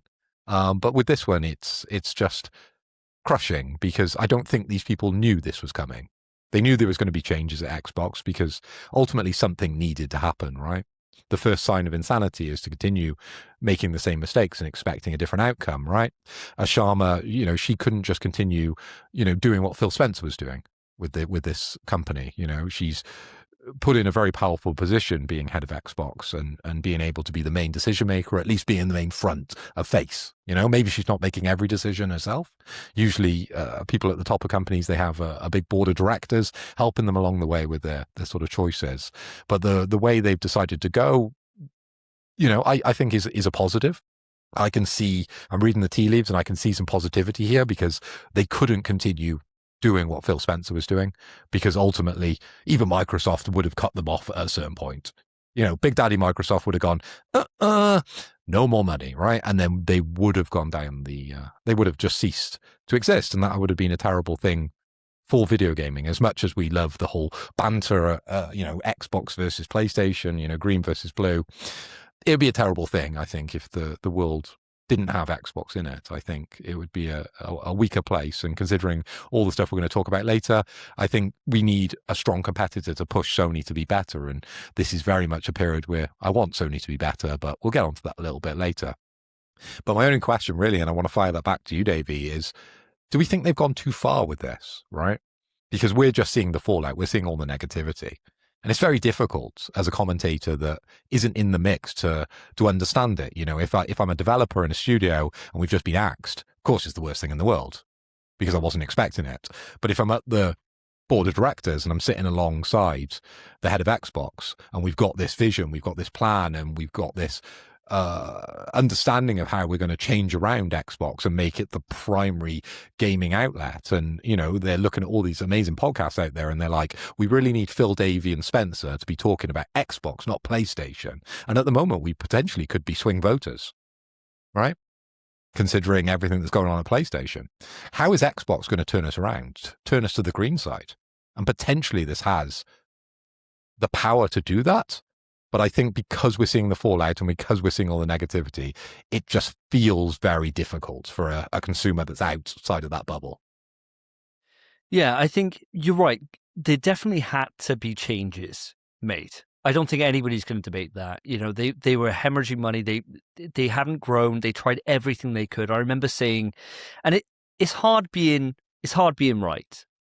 It really is hard being right. I've been saying this for a long time. You don't have to tell me that, mate. It No. sucks. It sucks. I hate it. Everything I say, it just gets boring, doesn't it, after a while? Dude. You have to throw in a few wrong things just so people like put a couple of comments on YouTube from time to time. Just for our predictions, mate. Yeah, we just That's go what it is, yeah. willingly wrong.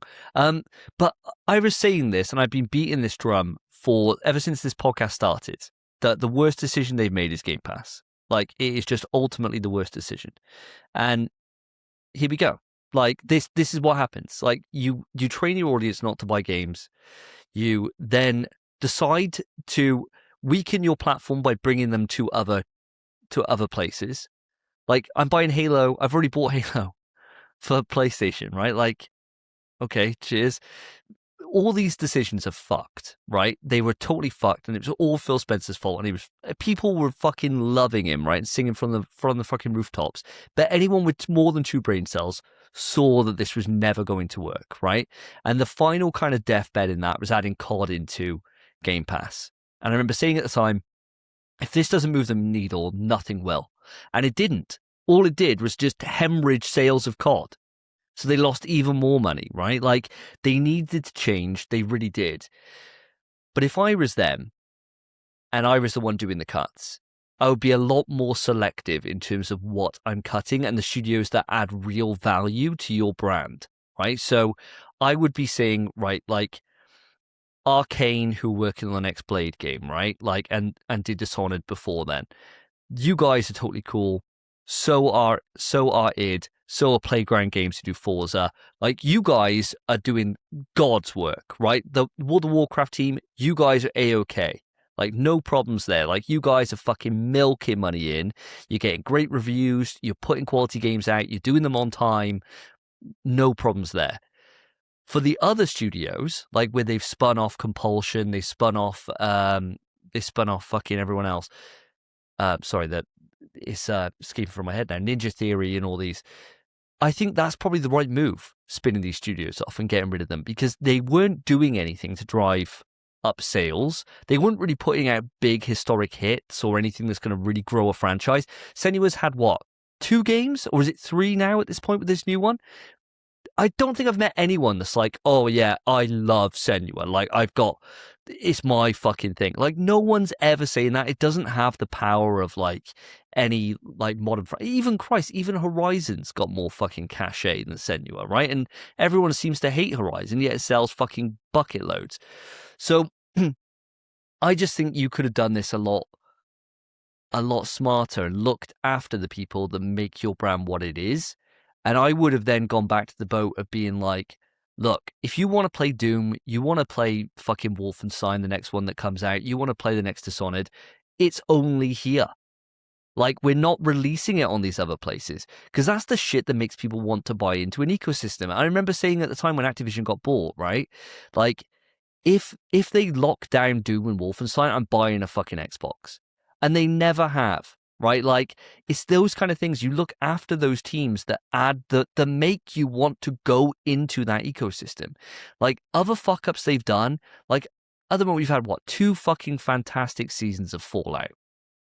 Where's the Fallout game to go alongside that?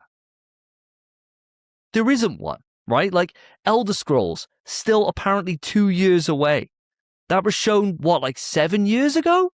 Like, fucking hell. I know, like, Todd Howard's like a big major part of like the studio over in Bethesda, but fuck me. Like, come on. Like, those would be the things that would be the challenging things of being like, look, you guys got to put something out. Like, you have to put something out. Apparently what's happened as a result of this is Obsidian is being put back on Fallout to do Fallout New Vegas 2 or whatever, right? Like, that's fucking smart. Why wasn't that done years ago? Like, I don't understand. I just don't get it.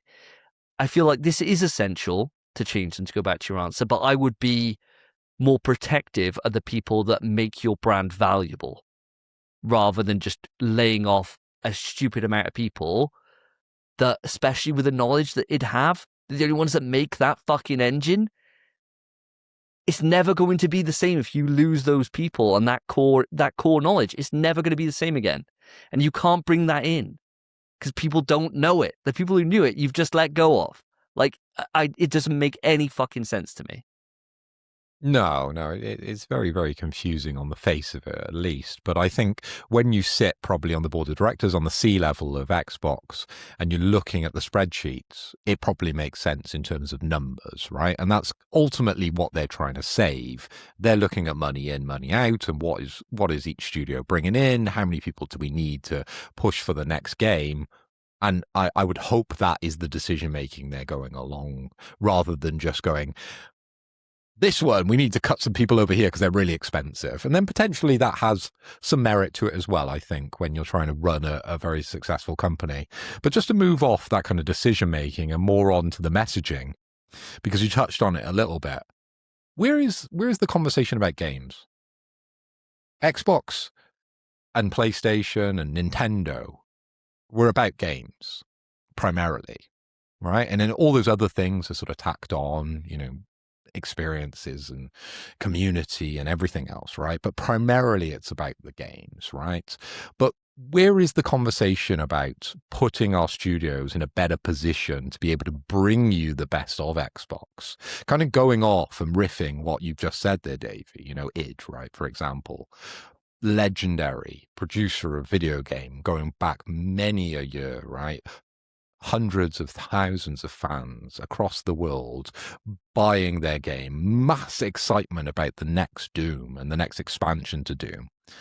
Where is the focus on saying, we're going to support the studios that you love, rather than now the messaging seems to be, we're going to destroy the studios you love? It's just so weird. Like, I just don't get it, right? There's a lesson to be learned here, I think, for everybody who is an aspiring kind of head of a company, C-level director, that making these decisions, you've got to think about it from all angles. And whoever the marketing team in Xbox is, fucking hell, guys, you all shit. Like, come on, right? Come on, right? Maybe that is the decision. But, like, put it into a positive way. Right, spin me a lie, spin me some sort of yarn that I'm going to like absorb and get excited about. But from a consumer's point of view, reading this, it's all doom and gloom. Yeah. I have to admit, it's terrible. The only green shoot in this, and then Spence, I will pass it over to you because I know that you've been patiently waiting, so I appreciate you. The one bit in here that is really does have a semblance of a green shoot is they were saying, and this in the long post that I was reading through earlier, they were saying that today in some parts of the company, work passes through as many as 14 layers of management, right, to get through. So it's incredibly slow decision making, right? And they're saying that complexity of slow decisions, blurred accountability, made it hard to deliver for players. So they're saying they simplify that by having no more than 5 layers and where possible 3. So that's good, because then that should speed things up, right? But then ultimately, you got to make sure that the people you've got left in there are the right people to make those calls, right? Like, if you've binned off a lot of the people that actually are needed to be able to bring in their expertise or whatever, you're going to come across many a problem, right? Like, and one of the things they're saying how they're going to streamline is they'll have a cleaner code base, shared services, and 50% reduced vendor spend, right? So, like, this is why I imagine they got rid of like the id guys, because then they'll probably just move them all to Unreal, right? Which anyone can do. But then are you going to lose the secret sauce that makes them what they are? In my opinion, yes. But that's a problem for another day. Spence, I want to pass it over to you. Take this anywhere you want to go, mate. You've been very patiently waiting. Mate, all I can say, because a lot has been said already, it's a bit hard for me to talk about the technical side of things, especially since you boys would know more than me anyway. So all I'll say for my 2 cents, bro, Xbox is fucked. That's it. It's been fucked for, 15 years now? Xbox has been fucked. When they first released the Xbox One, they were like, it's not a game console. What? You on about? It's for watching movies too. Bro, my TV just does that now. You don't need a fucking console to do that. It's insane. Terrible marketing. Then the Xbox fucking series, rather than pushing it, we're saying everything's an Xbox. You don't need to buy one. Please do, though. brilliant. That makes fucking sense. They've shot themselves in the foot every single opportunity they can. And now it seems like rather than shooting themselves in the foot with a pistol, they've loaded a fucking Gatling gun and are shooting anyone nearby. They are sacking everyone poorly as well. It's kind of like when you said, or Phil, you said, rather than good decisions, just go, that one. That's what Sony did with Bluepoint, I feel. And now Xbox is doing the same thing, just even more on a larger scale. And I don't see the sense in this. There has to be some good that comes out of this. But then there had to have been some good that came out of all their past decisions, and there wasn't.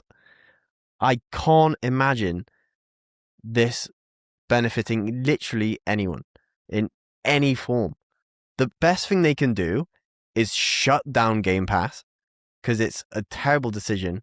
Again, like you said, Davey, as well, when COD came free on it, it's like they had a meeting and said, oh, what brings us the most money? Call of Duty. Oh, let's make it free. Brilliant. Yeah, geniuses. Shut down Game Pass. It needs to get gone or turned into just the same as PS Plus, where you get a few a month. Or games with gold they were doing for years, and it was basically PS Plus. And instead, they've just fucking made it Game Pass. And it's so cheap as well. At least PS game catalogue is expensive as hell, so they are making money. And then they get the games way later. We've only had like 3 day-and-date games on catalogue ever. And that's it. I don't think Xbox are around in 10 years' time. I really don't. And I think Xbox are trying to make that the case. They can't be trying to survive because they're killing themselves. I don't get it. If there's an argument for it, if they do have some sense behind this decision, I'd love to know it. But I can't see this working well, especially with, like you said, the id engine, everyone being sacked off from that. What the fuck are you thinking? It doesn't make sense. Pretty much all of them as well, not even keeping like a few of them. Who know? I don't get it, man. There's nothing that makes sense for this for me. I think we're in the middle of two evils at the moment, Sony and Xbox. We're very much just in the middle. We might all just need to get a Switch too. I don't know what's going on. Yeah. It's fucking mental that I'm looking over at fucking the Switch and being like, do you know what? This might be the best place to support me going forward, which is fucking crazy, right? Like, absolutely crazy. Like, a final kind of thought with this, and Phil, obviously, feel free to chuck in anything else you got. But for me, all I can think of is they couldn't stay the same, right? They had to change. They had to. They really did. I do feel that the difficult decision here that they're choosing not to make, because it would be like fucking, the backlash would be nuts, is much like with a politician in the UK. Whenever someone brings up about getting rid of the triple lock, right? Nobody will touch it with fucking barge pole, even though it would solve a lot of problems when it comes to like UK budget. Game Pass is their weight that's weighing them down. And as soon as you've let the cat out the bag and players have got this, removing that from them is going to be fucking hard. That's going to be a PR fucking nightmare, getting rid of it. But it needs to happen. Like, it does need to happen, because people need to be able to go in and support the games and buy them, right? Like, they just need to. It just fucking makes perfect sense. They need to somehow transition off this and get it to be like a mirror of, like you were saying, Spence, of like PS Plus Extra and stuff. They need to get that. But that's the difficult decision that I don't know how you do it without burning down the rest of your company that are left, right? The people that are over there, the thing that's keeping them over there is Game Pass predominantly, right? Like, moving back, and if they do stick to their guns and they do lock things down to make it so that they do have a compelling ecosystem that people want to buy into, if they do stop games coming to PlayStation and everything else, great. That's like a great start to be able to save it. But then you've got to be able to make sure the people that are left on your platform pay for the fucking content. Because otherwise, then you're just losing out on the sales from the other platform. So it doesn't help them in that case. So, like, they're in such a difficult position. Something has to change. And I'm hopeful that with the decisions they've made of getting rid of a number of studios who weren't really adding much benefit, that there is green shoots here. but time will tell. Spence, I know you got something to add. All I've got, right, is my theory on how they succeed. And this is pretty much all they can do, I think. They've lost this gen, and the last gen. They've lost. Concede. That's it. I'm sure they've already conceded. I remember the letter when PS5 got shown, and they were like, we've done it. That's so fucking funny thinking back to now. But concede this gen completely. Don't even release anything until next gen. I think what they do, leave it a few years, don't release anything else. Even if games are ready, keep them. And then say next gen, here's the Xbox Series X2. There's no S. It's just this. Physical games still exist. We're doing physical. These are our launch titles. Elder Scrolls, Fallout, Halo, everything. They're exclusive to this console. Game Pass isn't on this console. You have to buy them. And just have it, this is Xbox going forward. Keep Game Pass for like old games, PC. Keep old shit, but just change the model and that can work. But that's it. You took the words right out of my mouth there, Spence. And I thought the best way that they could announce this is just on a Twitter post.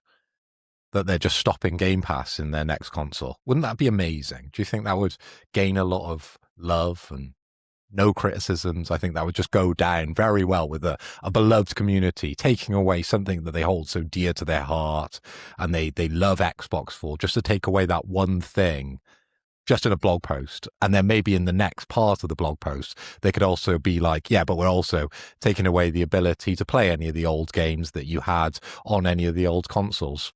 Something like that, maybe. Just an idea. Yeah. They're in a fucking rock and a hard place situation. They really, really are. They've got to do something. Obviously, you can't hold your games forever. Like, they've got to actually make money. So if they're ready to go, they've got to ship them, right? But like, moving forward, when it comes to like Gears, they made the right decision, making that like, you know, platform exclusive. The big fucking elephant in the room though is still releasing it on PC. That's a fucking mistake.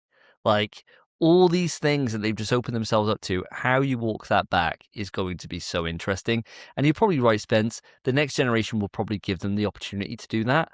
But with the way Helix has been rumored and all that stuff, it's going to be prohibitively expensive to get in.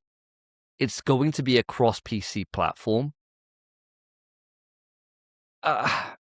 It's going to be fucking tough. It's going to be tough. I really hope for the best. I always hope for the best when it comes to Xbox because, as you quite eloquently said, Phil, it helps keep Sony in check, right? And Sony are running fucking buck wild at the moment, making every fucking mistake known to man, which, don't worry, if you're sitting there thinking, these guys haven't even mentioned about the Sony shit, we're saving that to the end of the show so we can go fucking long on that. So don't you worry. You think this is bad on Xbox, you fucking wait. Give it 20 minutes or so, and it's going to be a fucking hour at least of fucking ripping the shit into PlayStation, because we've got it much worse than Xbox do right now. Like, at least if you're over an Xbox, you're getting games out at a reasonable pace, even if they're not fucking great. And you're getting them on Game Pass. Whereas we're not getting games at a reasonable rate.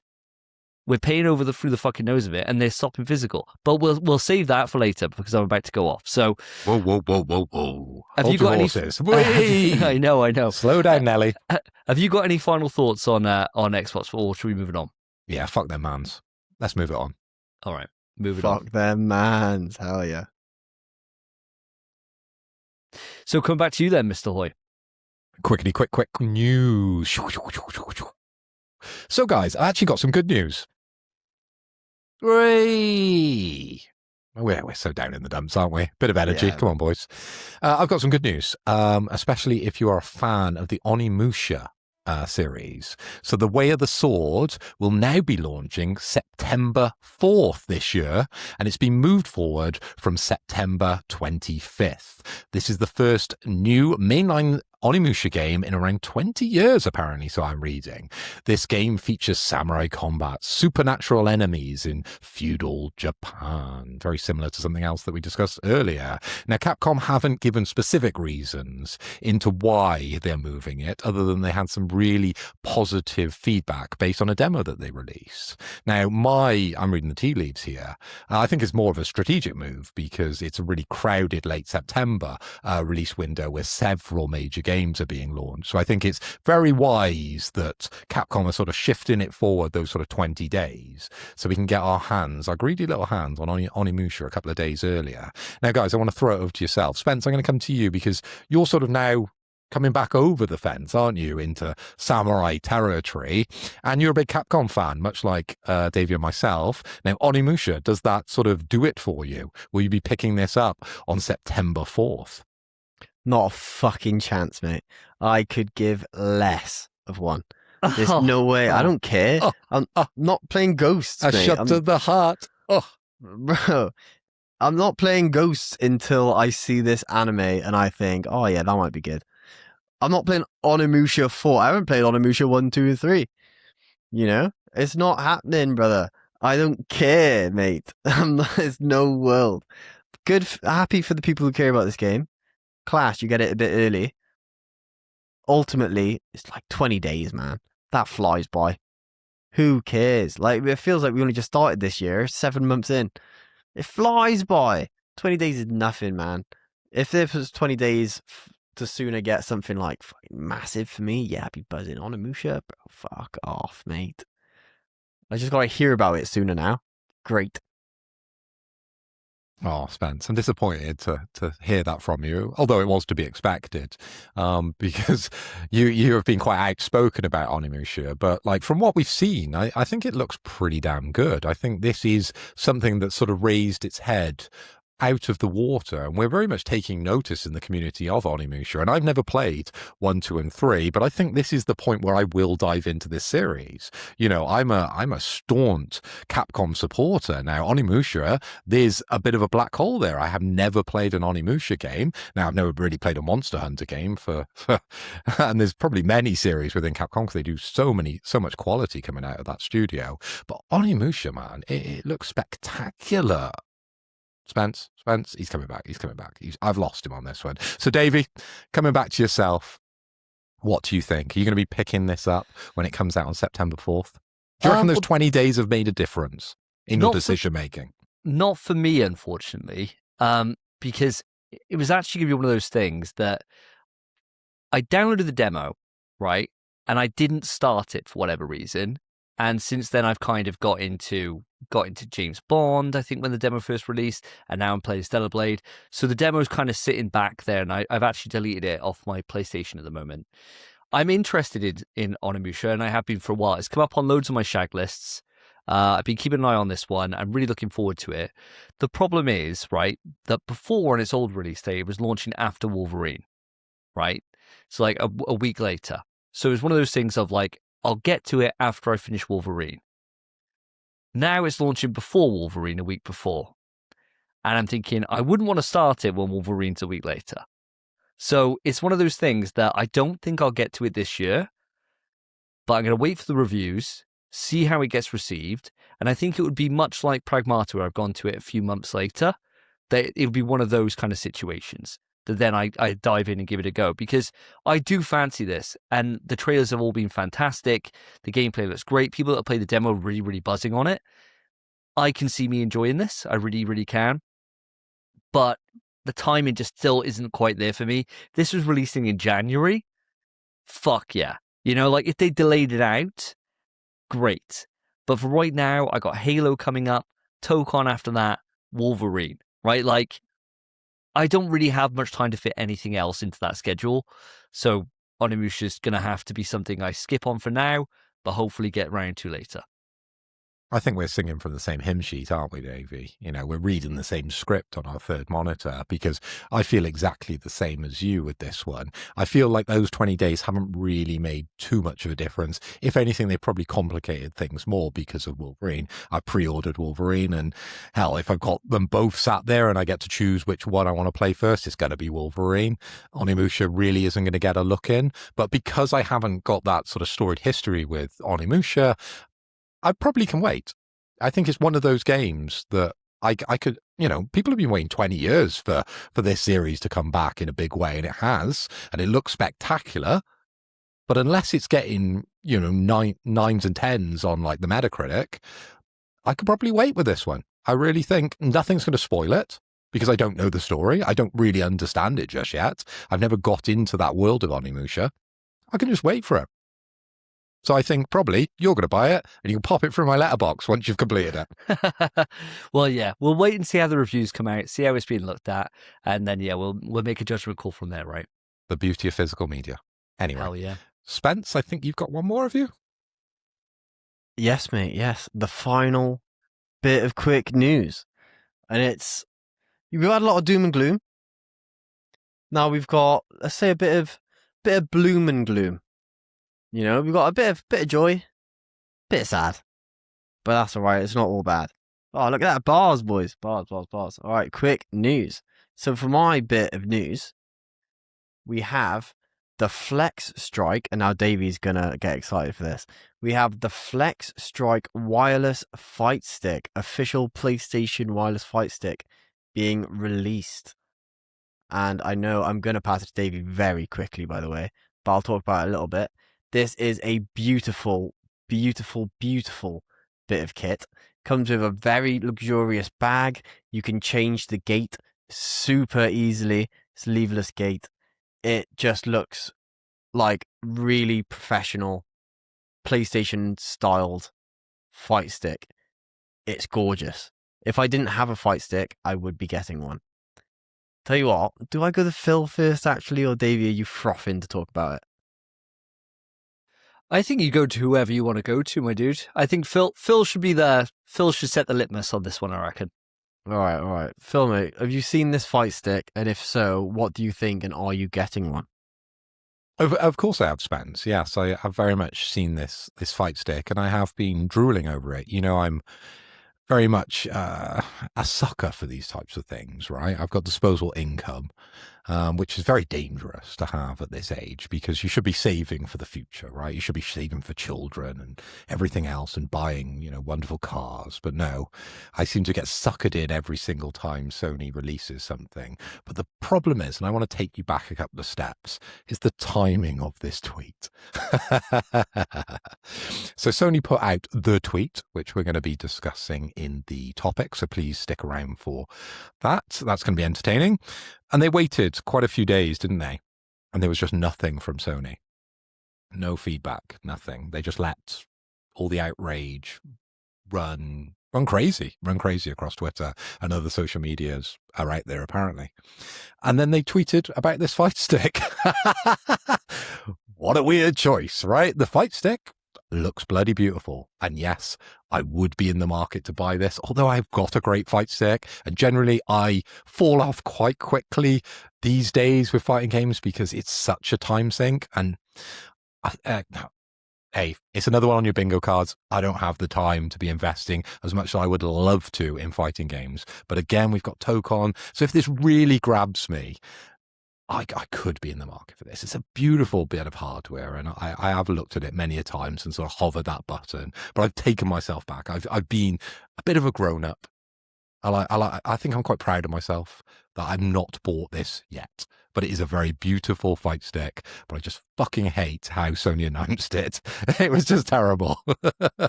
Because the amount of hate that came on that tweet, and it's nothing to do with the fight stick, because the fight stick's beautiful. It's all about the tweet before. Yes, mate. Yeah, we'll be getting to that tweet in a short amount of time. But for the fight stick itself, yeah, I will say as well, because I didn't mention, the fight stick releases on the 6th of August, and it is £179.99 Great British pounds. Davey, are you forking over that cash? Oh, do you know, much like Phil says he's been hovering it, dude, I've been obsessing over this stick since I first saw it. Now, I do not need this stick in any way, shape, or form. I've got a Mad Catz T2 Plus, which I've had customed for me based off my most played game of this entire generation and last, which is Dragon Ball FighterZ, right? It's got Vegeta and Trunks on it. It's fucking brilliant. It's weathered in with its Samwas. It's beautiful. It works exactly perfectly. I do not need this stick in any way, shape, or form. But it's fucking gorgeous, right? It's just beautiful. And the problem is, and I was saying this out loud to Karen, right? I was like, I do not need this. And she was like, I can get you this for Christmas. And I was like, you could, but I've got a Quamba carry case. I've got a stick. There is nothing this gives me that I don't already have. And I'm saying to myself, I don't need it, right? I've got gold on Shop 2 from how much I bought from Shop 2. I get for 173 quid. Let alone with the fact that I can then use like different discount codes and things to get an extra little bit of money off this. I could probably get it for around 160, I reckon. I'm very tempted. And the thing I keep saying to myself is that I'm not going to get one until I touch one first. I want to feel what those buttons feel like before I hit the button on it.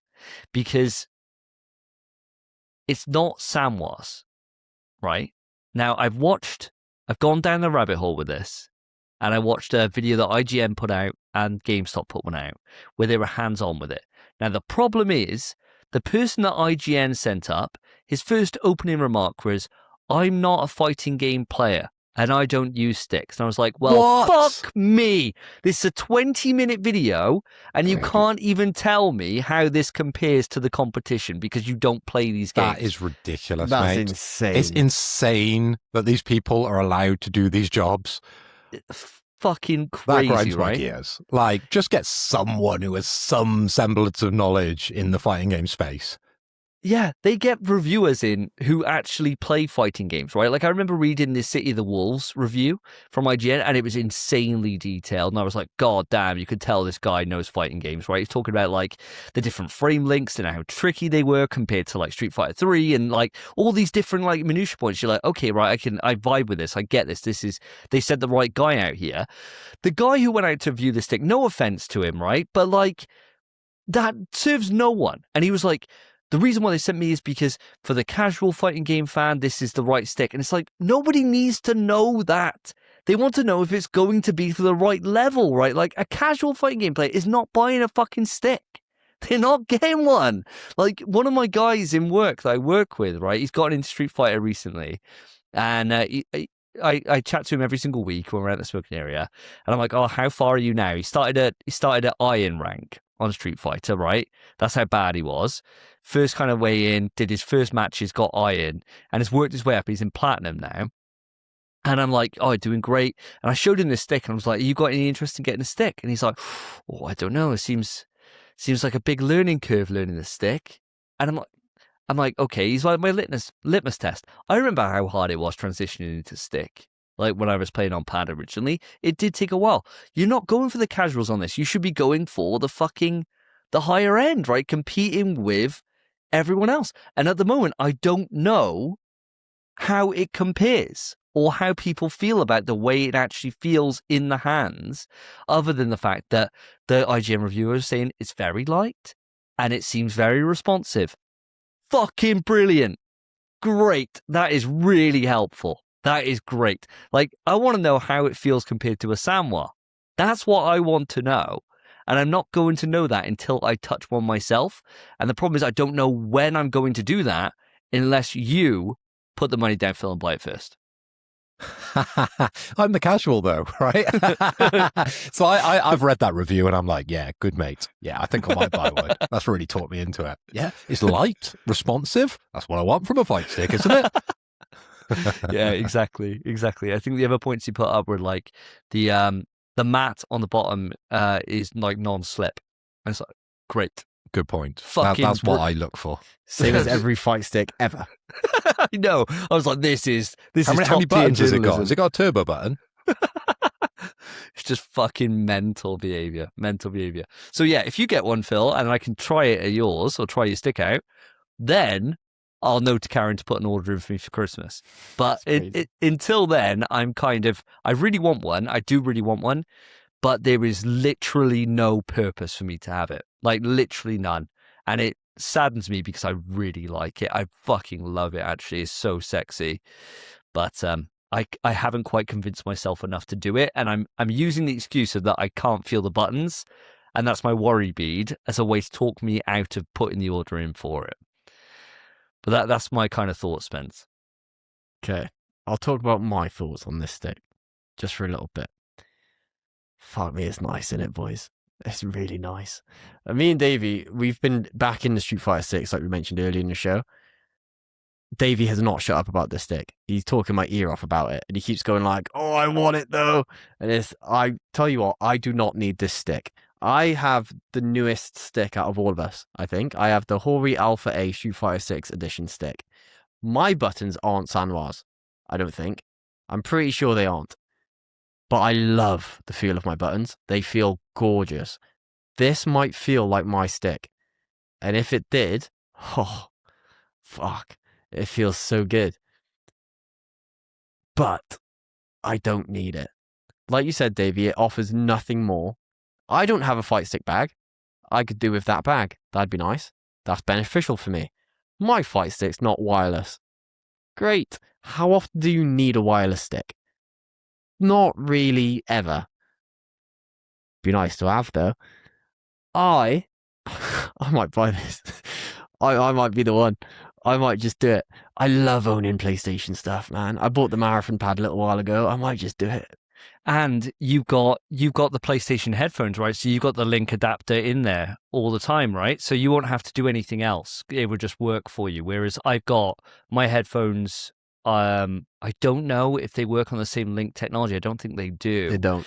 I think they're proprietary. So I'd need to use another USB for that. So it wouldn't add much for me really in that regard. So it's another advantage here. I want somebody else to buy it basically is where I'm going with this angle. Yeah, my reasoning, and this is just you defending myself a bit. I remember looking up fight stick bags ages ago because we were talking about going to France for a tournament. We were on about traveling for Street Fighter 6. Never happened. We haven't gone to a single Street Fighter 6 tournament, actually, not one. And we proper talked it up. Never happened. So maybe I don't need the bag. But I looked up fight stick bags at the time, and they were like 70 quid themselves. Very, very expensive fight stick bags.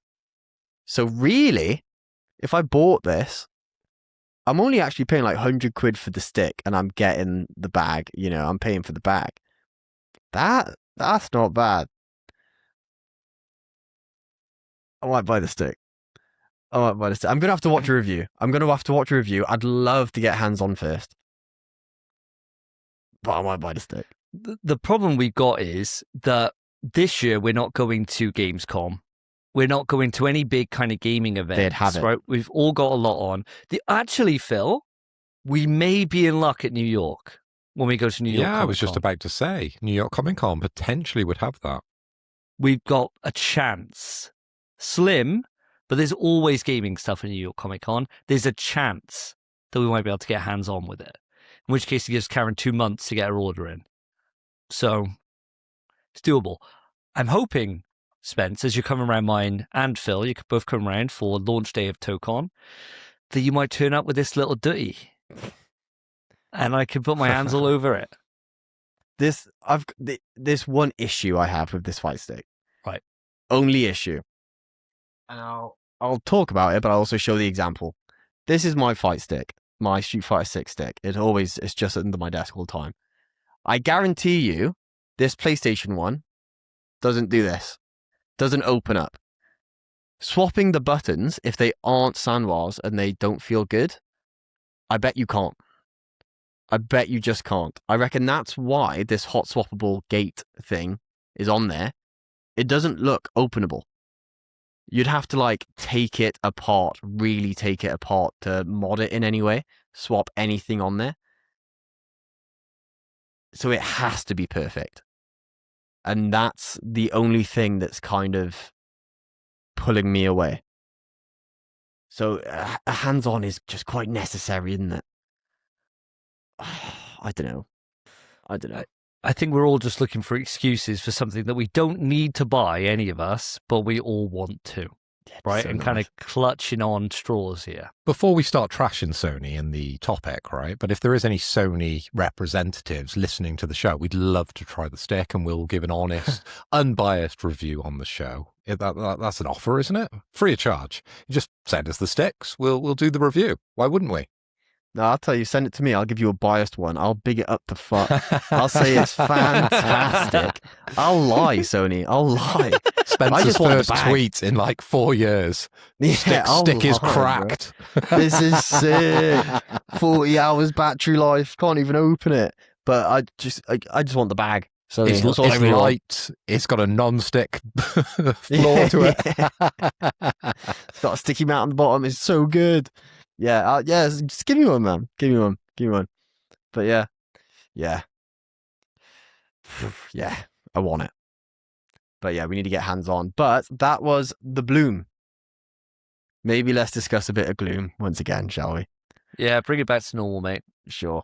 So this tweet pretty much coincided with some, and also as Davey mentioned, Tokon, some Marvel Tokon Fighting Souls news kind of came out, which is, which I think is quite funny.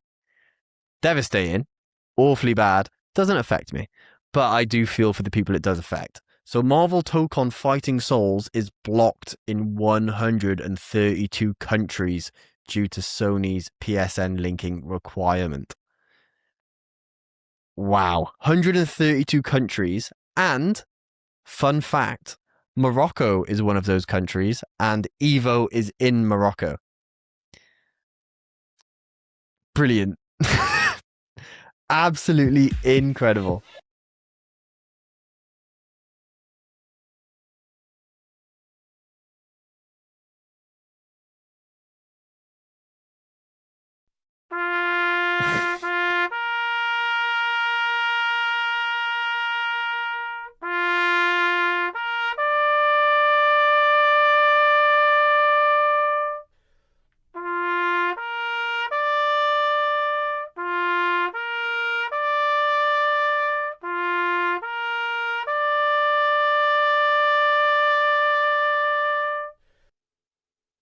That's enough of that one. That is really loud in these Didn't bins. like that at all. Jesus I'm so sorry, Christ, that listeners. is loud.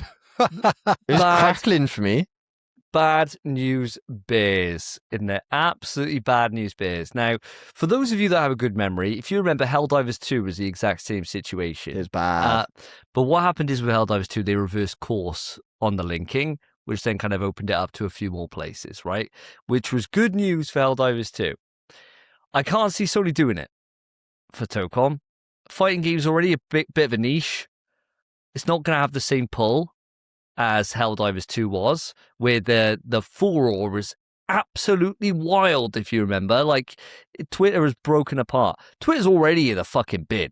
This is just extra fuel to the fire. So I can't see this changing course. It sucks. It does suck. I mean, at this point, though, I kind of feel like the precedent was set with Helldivers, and I wasn't too surprised by this. And I didn't feel any particular way because it kind of has already happened before with the account linking. And I just take this to be a kind of non-story, really, in terms of if you can't get it on PSN, it is just what it is, right? Like, I wasn't really feeling too negative about it. I do find it quite hilarious, though, about Morocco being one of the countries, and that's where an Evo is taking place. Like, it's just fucking crazy, right? Like, obviously, there are ways around this.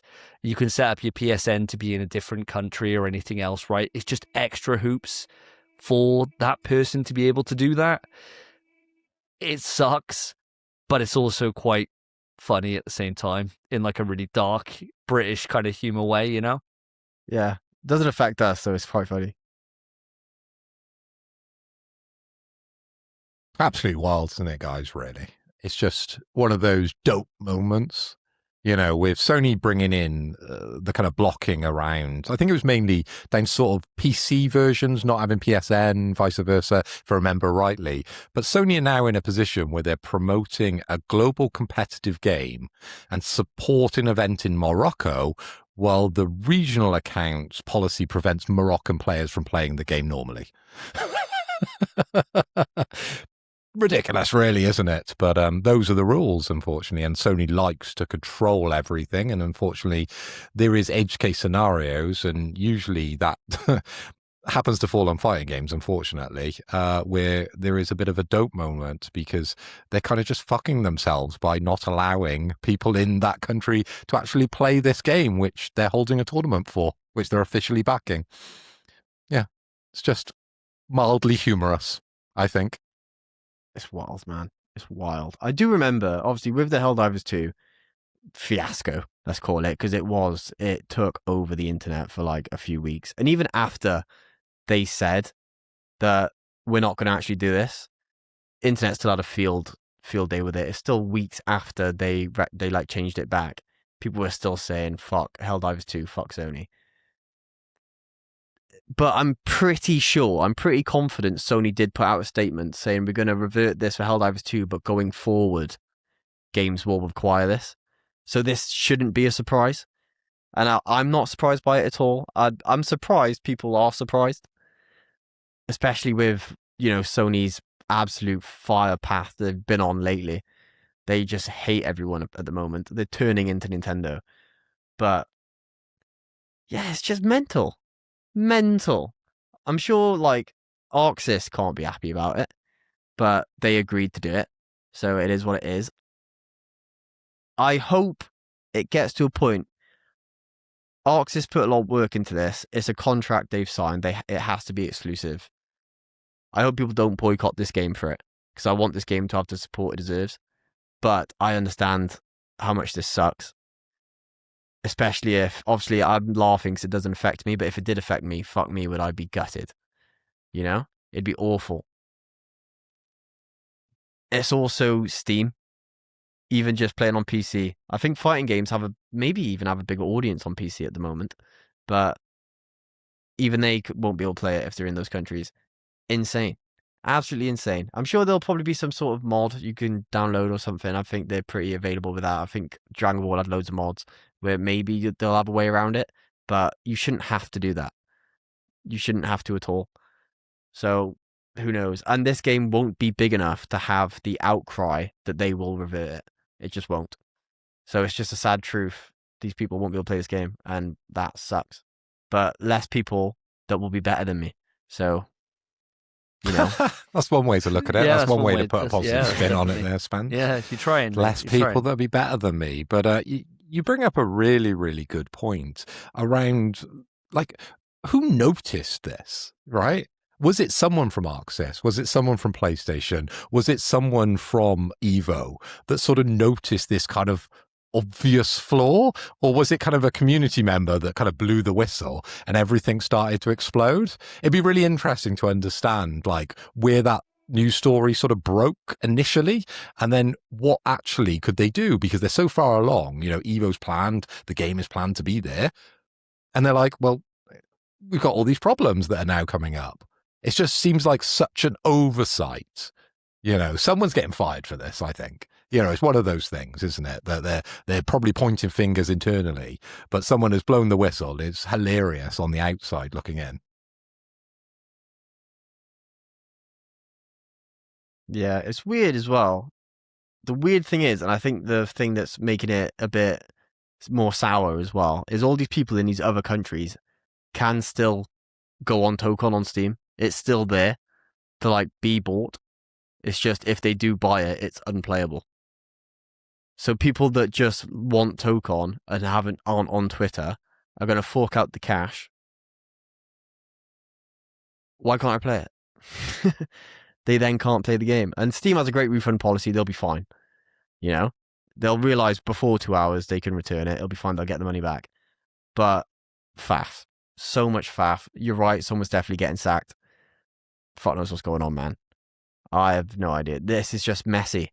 Really, really messy. Absolute stupid decision making. Tokon. Shame.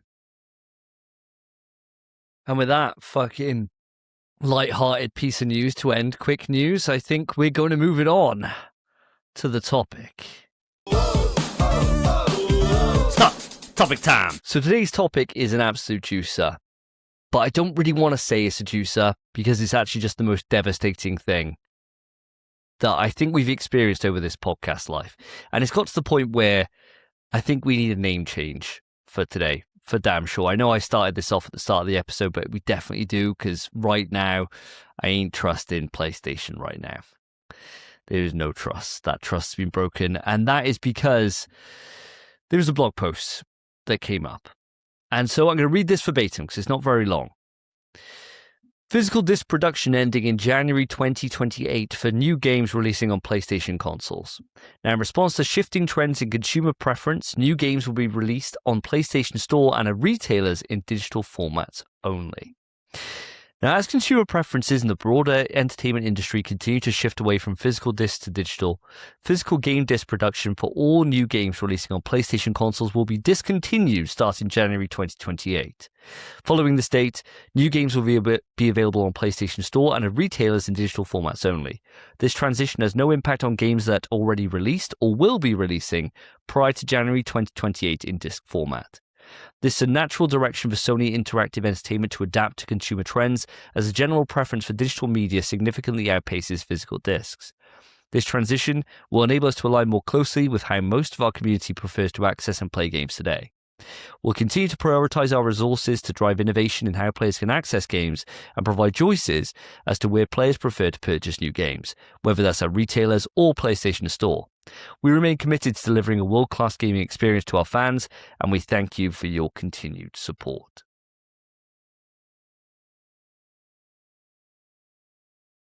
Now, just for context, I've just counted them up, and I know I'm lending a load of games out, but right now I have on my shelf 42 physical games for PlayStation 5. I know I'm lending at least 7 of those out.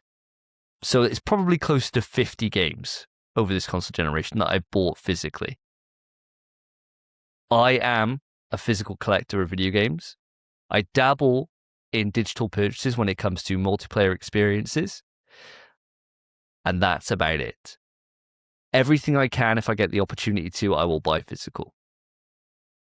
This is an absolute gut punch for me. An absolute gut punch. But before I go any further, and there's extra context that we can add in, especially coming from Jason Schreier and everyone else, I want to get thoughts out the way, and we will naturally move and flow with this conversation as we go into it. Spence, I'm going to come across to you. I think this is racist. I'll be honest, because they've just said they're doing this to, align with how most of our community prefers to play. So we're the minority, and they know we're a minority, and they're thinking, fuck that minority.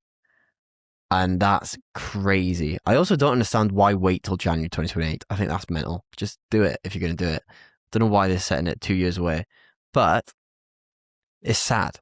This is really sad. I don't know how many physical games I have, but it's a lot. I've got a drawer. My top drawer is my game drawer, and it's full.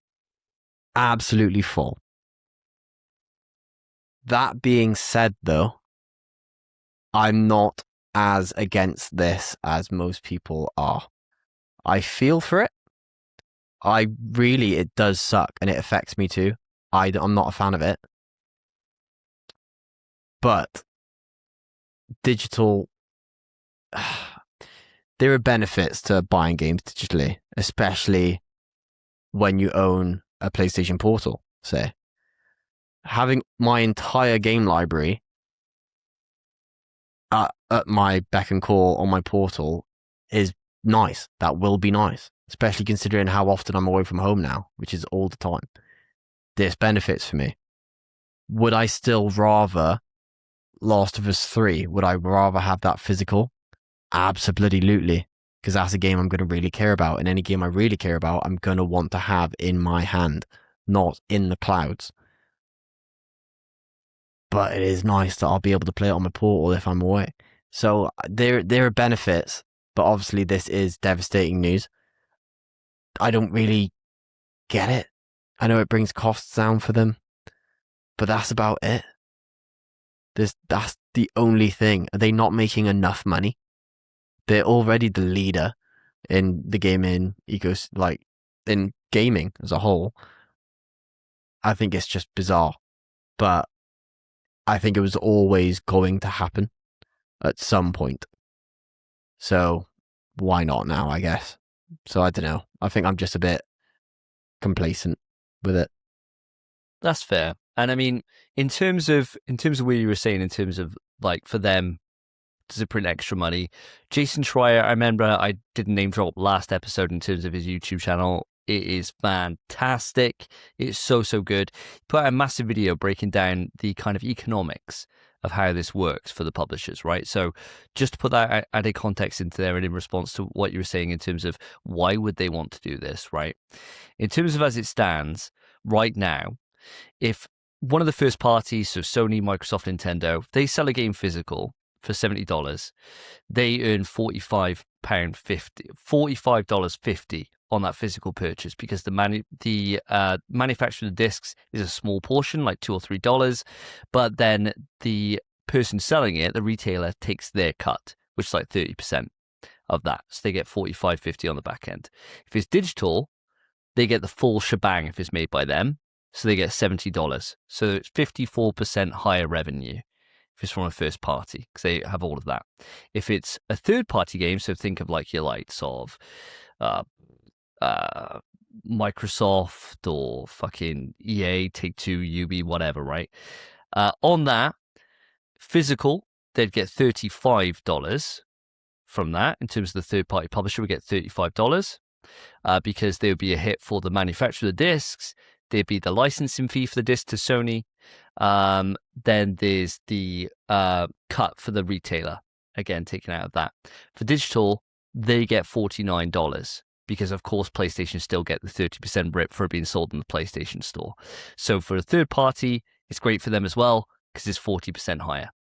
So in terms of all game publishers and for Sony first party themselves or any first party, digital makes them more money because they cut out the middleman in this, or another middleman, because obviously it's being sold through the PlayStation Store. So, of course, Sony are always going to get their cut regardless, but it cuts out another middleman.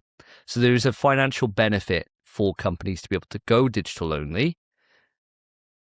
That is the main reason why they're pushing this, for sure. But that's just that extra added bit of context to back up on what you were saying, Spence. Phil, over to you.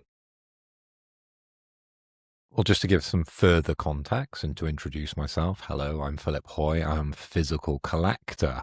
I have been collecting physical games on PlayStation since its origin. I have over 530 odd PlayStation games spanning all the way back to PlayStation 1. I own 45 PlayStation 5 games currently. I'm actually 46 because I've got this new James Bond game, which now will just be mine, I guess. That's what happens. Someone strangely just dropped it from my door. It must have been a fan, maybe. I don't know. But I'm very much fond of physical media. In my office, I made sure to have enough room for my very tall shelving system where I display a lot of my games, and I often tweet out about my physical collection over on Twitter, and it sort of features heavily within our Flex Friday. And for me, holding a physical game has always sort of had a lot of sort of joy and fondness, and gives me a lot of connection to owning these games, because some of these games I've never even played, but I do own, and I just love that kind of process of owning physical media, going to a store, buying it, or waiting the day before when Shop2 or Amazon deliver it to your house, and eagerly unwrapping it and putting it in the PlayStation. I just enjoy that process. But of course, I am 41. I have grown up with physical media all my life, going all the way back to the NES and the Master System and the Vex Tracks. You know, these are games which I would, or these are consoles which I would have only ever bought physical. And now moving into this digital future, I think out of the three of us, I've probably been the one to hold back the most. I think even when you guys have gone for digital games, I've probably still always got a physical version of the game. Even with the collector's editions of games, where the current trend is not to give you a physical edition. Death Stranding 2 didn't give you a physical edition of the game. So I went out and bought a physical edition of Death Stranding 2, and it's up on my shelf. And I love that whole process. Okay, I don't think that disc has ever touched my PlayStation, but I enjoy the process of having it and owning it. And of course, I own it forever until, of course, someone breaks in for my very valuable collection, because the cost of these games is ever rising after this all-important tweet that came out on the 1st of July at 1 p.m. GMT. Now, this was PlayStation official account, and it said important updates. It said news on physical discs for new games. Link. It said news for PlayStation Store on PS3 and Vita. Link. And that was all it said. And the internet erupted. I have never seen anything like this. It has been the biggest thing to happen in my online life when it comes to PlayStation and gaming. I think this has caused the most reaction. 99% of what I'm seeing is negative. There are some outliers, such as Spence, probably the younger crowd, which is more accepting to go along with this choice to be more digital, because, of course, there are some benefits, and Spence has sort of touched on a few there. Of course, we're going to talk about probably some negatives of going down that route in a second. But the internet erupted. So currently, this tweet has 106,000 comments. As I said, 99% negative. It has 70 retweets, so it's 70,000 retweets. Sorry, it's touched a lot of the internet, and it has been viewed 178.3 million times. Now, if only I could put out a tweet that got 1 million. They're on 180 fucking million views on this tweet. Wow. This has hit a lot of people, and it has upset a lot of people. Okay? So there's two parts to this tweet, and we're concentrating very much on the first part of this tweet, where they say news on physical discs for new games. So just to break this down, and Davey's done a little bit of it, but production is ending on January 2028 for new games releasing on PlayStation consoles. Sony says the digital player base is big enough without physical. Stores will continue to sell boxes with digital codes, just like GTA. Sony will keep all the profits from digital. The company expects with this change to increase profits. And over time, people will just accept the digital future. They have been silent on this post since it went live. And there is nothing but hate. As I said, there's a few outliers, but the vast majority on this tweet is hate. The next tweet after this is the fight stick, which we talked about in the news. Sony has put their head in the sand on this and hasn't addressed the elephant in the room. And I think this is what we're trying to do today, and try to break down the reasoning and understand what this means to gaming going forward, because it doesn't just change things for us within the PlayStation Nation. It changes gaming for everybody, in my opinion. And I'm looking forward to this conversation. Yeah. So let's first off start on what this means to us, right? Now, I'm probably just going to go off, and I haven't really thought about how I'm going to kind of weave through this topic. So if at any point anything I'm saying, lads, you want to jump in on, just go for it, because this is such a big thing and there's so much to talk about that it's quite difficult to really know where we start unpacking it, right? And after 140 episodes and a lot of conversation that we've had between the three of us on a very myriad worth of topics for literally thousands of hours, this is the first time as a podcaster that I'm sitting there and thinking, right, I don't really know how we're going to tackle this, because there's a lot of ways that we go. So I'm just going to go, and please just jump in whenever you want to, all right? And then we shall weave it off quite naturally as we go. So for me, right, I get that there are benefits to digital for the consumer, right? In terms of that you don't, in theory, in a perfect world, now this isn't a perfect world, if they didn't shut shit down. In a perfect world, it means that your copy does not ever age. So that you never have to worry about, like, what if I had a fire? Or what if I had a damp problem in the house and the disc got damaged? Or what if my son came in, I had a young son, and he came in and started snapping discs? You never have to worry about any of that shit, because it's all linked up to your account. Huge benefit, right? It's there forever. It also means that come day one, you can play it immediately.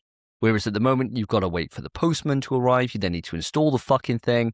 Disk sizes are only going to get bigger. Whereas preloading is a huge, huge benefit. And it means that you don't ever have to leave your house or any of that shit. Plus, with the fact that when you can top up PlayStation Network at the moment with top-up cards, you can actually save yourself quite a bit of money compared to if you're buying it physical. Normally, physical retailers will compete against each other. But generally speaking, if you can save £2 or £3, you're quite lucky. You've done quite well. Right? In some cases, you can save 10 for a brand new release compared to a digital counterpart. But I know if I just preloaded up my PlayStation account with 200 quid worth of credit, I can get that 200 quid for £174, something like that. I can then get top cash back on that, save an extra 2%. You can use different voucher codes to get like extra 10% off on that. So before you know it, you can have quite a myriad of savings for your credit that you have and then use that throughout the year and really save quite a good chunk of change. That's possible to do at the moment. The biggest downside for me, right, and I've got myriad downsides. The first, right, is not just a preference of I like owning something and looking up at it. And I do really enjoy that. That's something for me, that's something not everyone's going to feel a certain way about. But one thing that's fucking obvious is that when you've got the PlayStation 5 digital and you've got the physical version of that console has sold much more consistently across this entire generation than the digital counterpart, even though the digital counterpart is cheaper to buy, right? The physical version has sold the most. Why is that? I hear you screaming into your radio's audience as you're driving down the motorway with your family. It's because people buy games secondhand and they borrow them. I bought Stellar Blade for £25 on Facebook Marketplace this week because I was refusing to pay £40 if I was to buy it from a retailer. And if I go onto the PlayStation Store, haven't checked it today, but last time I checked it, it was still full price. So you're talking like $59.99 or whatever. £25, I now have that copy there. And when I'm done with it, I can then tootle on down to Spence, give it to him. He doesn't pay a single goddamn thing. I own that copy. I can do with it what I want when I'm done. If I want to take it to CEX and get £1 for it, I can. If I want to go onto eBay, I can do whatever the fuck I want with it. I could just chuck it on the fire and burn it if I wanted to, right? I could do whatever I want with it. A digital marketplace strips any rights we have as a consumer away from us. We have no sense of ownership. There is completely different law in place when it comes to EU law and UK regulation, UK Parliament rules, when it comes to physical releases and digital goods. Now, because it's not classed as hardware, a disc, it means it's software, even though it is a physical thing. It comes under a different rule set that doesn't give as much protection that you would hope they would have. So the answer has always been a case of the EU are going to be involved. The EU are going to stick it up. EU have come out on this because there's certain member states, I think it's Italy have come out, and I think Ireland as well have voiced some concern over this. And I think more and more people are starting to, in different EU states, starting to pipe up. And the EU have put out a statement being like they can't reverse this course for Sony. They have no legal right to do so. They can't tell them how to do their business. And there's been a landmark case already that tried to rule about software, and games don't come under the same thing. So whereas like the EU have been able to instruct Apple to put in USB-Cs, and they've now got it so that mobile phones and things like that have to have removable batteries, that's all part of EU regulation. Video games don't come under that for a software element. So it means we're kind of fucked on the regulation front when it comes to the EU as a broad thing. Now, could they change that? The EU, the parliamentarians, anyone else? Yes, they could, right? They could look at how people are consuming media at the moment, realizing the rights are being stripped away from people's sense of ownership. Like, what if I went on to PlayStation Network and started swearing like fucking hell, right? Like, started going on there, calling everyone C-bombs or using racist language or whatever it is, right? And they banned my account and I lose access to every single game I've ever bought, right? Sure. The onus is on me doing that thing that's got on the wrong side of it. But what if there was something like there has been recently, where there was a lot of people getting hacked, right? And we reported it on the show about like Colin Moriarty getting hacked and things like that, and losing access to their accounts. You could just lose everything you've got, right? And there's no way to really get that back other than hoping to God Sony support does their job properly. With physical, you never have that worry, right? And I wouldn't mind so much about discs being gone if I had the same level of consumer protection. And I just don't for digital. I don't have any right to sell on that copy. And the thing that really stuck to me, right? And this is something that not many people are thinking of. I haven't heard anyone mention this. But I had just a fucking brainwave. If I was to die tomorrow, get hit by a bus, something like that, right? At the moment, in terms of my possessions, Cassian would have access to everything I've got physical, right? My digital library wouldn't go to him. There's nothing in the law for that, in terms of that ownership transferring over to somebody else. Why? Like, why not? Like, if it was anything else, if it was an LP collection, if it was a collection of books, if it was whatever it is, right? DVD collection, fucking anything, it would all go to my next of kin. But your digital library does not. It does not move. I don't think that's fucking fair. I don't think it's fair that the money that I could spend, if you think from now until I die, right? Say I have a good life, right? Probably smoking cigars and drinking heavily. Probably not going to be that long. But say, for example, it is, right? And I got like another 60 odd years left on the planet, right? God help me, that'd be good going. 97 odd. Say I do, the amount of money that I would have spent and the amount of money in this ecosystem, and for that not to transfer over to the next of kin is just outrageous, right? I think it's just absolutely ridiculous that I've got no ownership over any of this money that I've put into this ecosystem whatsoever. I don't think it's fair. And for me, I think the only way that we can really get any real change here, people say like, PlayStation, canceling your PS Plus, not buying games. None of these boycotts ever fucking work, because the problem is you're terminally online, right? And especially when we're all gathered around this, as how many players? 180 million, right? 180 million. Out of that 180 million, how many of those actively purchase on PSN? It's going to be quite a lower portion of that, right? It's going down and down and down to the point where I'm outraged about this, but am I stopping my digital purchases? Am I stopping buying games physically? Am I moving away from PlayStation? The answer is fucking no, right? I'm not. I'm too invested into the ecosystem, and I'd like playing on PlayStation. So I'm not going to move over, and the majority of people aren't either. A boycott's never going to fucking work. The only way that you can get this to work is by their hand being fucking forced, right? There's got to be a fucking solution. And so for me, what I've done is I've started a petition. Now, I don't think it's going to do anything. I'm not saying it is going to do anything.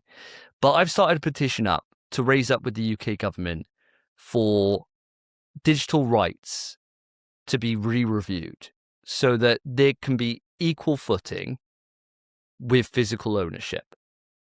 And that my argument is mainly a case of the ability to be able to sell, the ability to transfer. I don't see why it's out of the question for sales might be a step too far. But say, for example, transferring.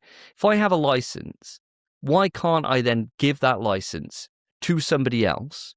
And then at any point, I can then revoke that license so it returns to me.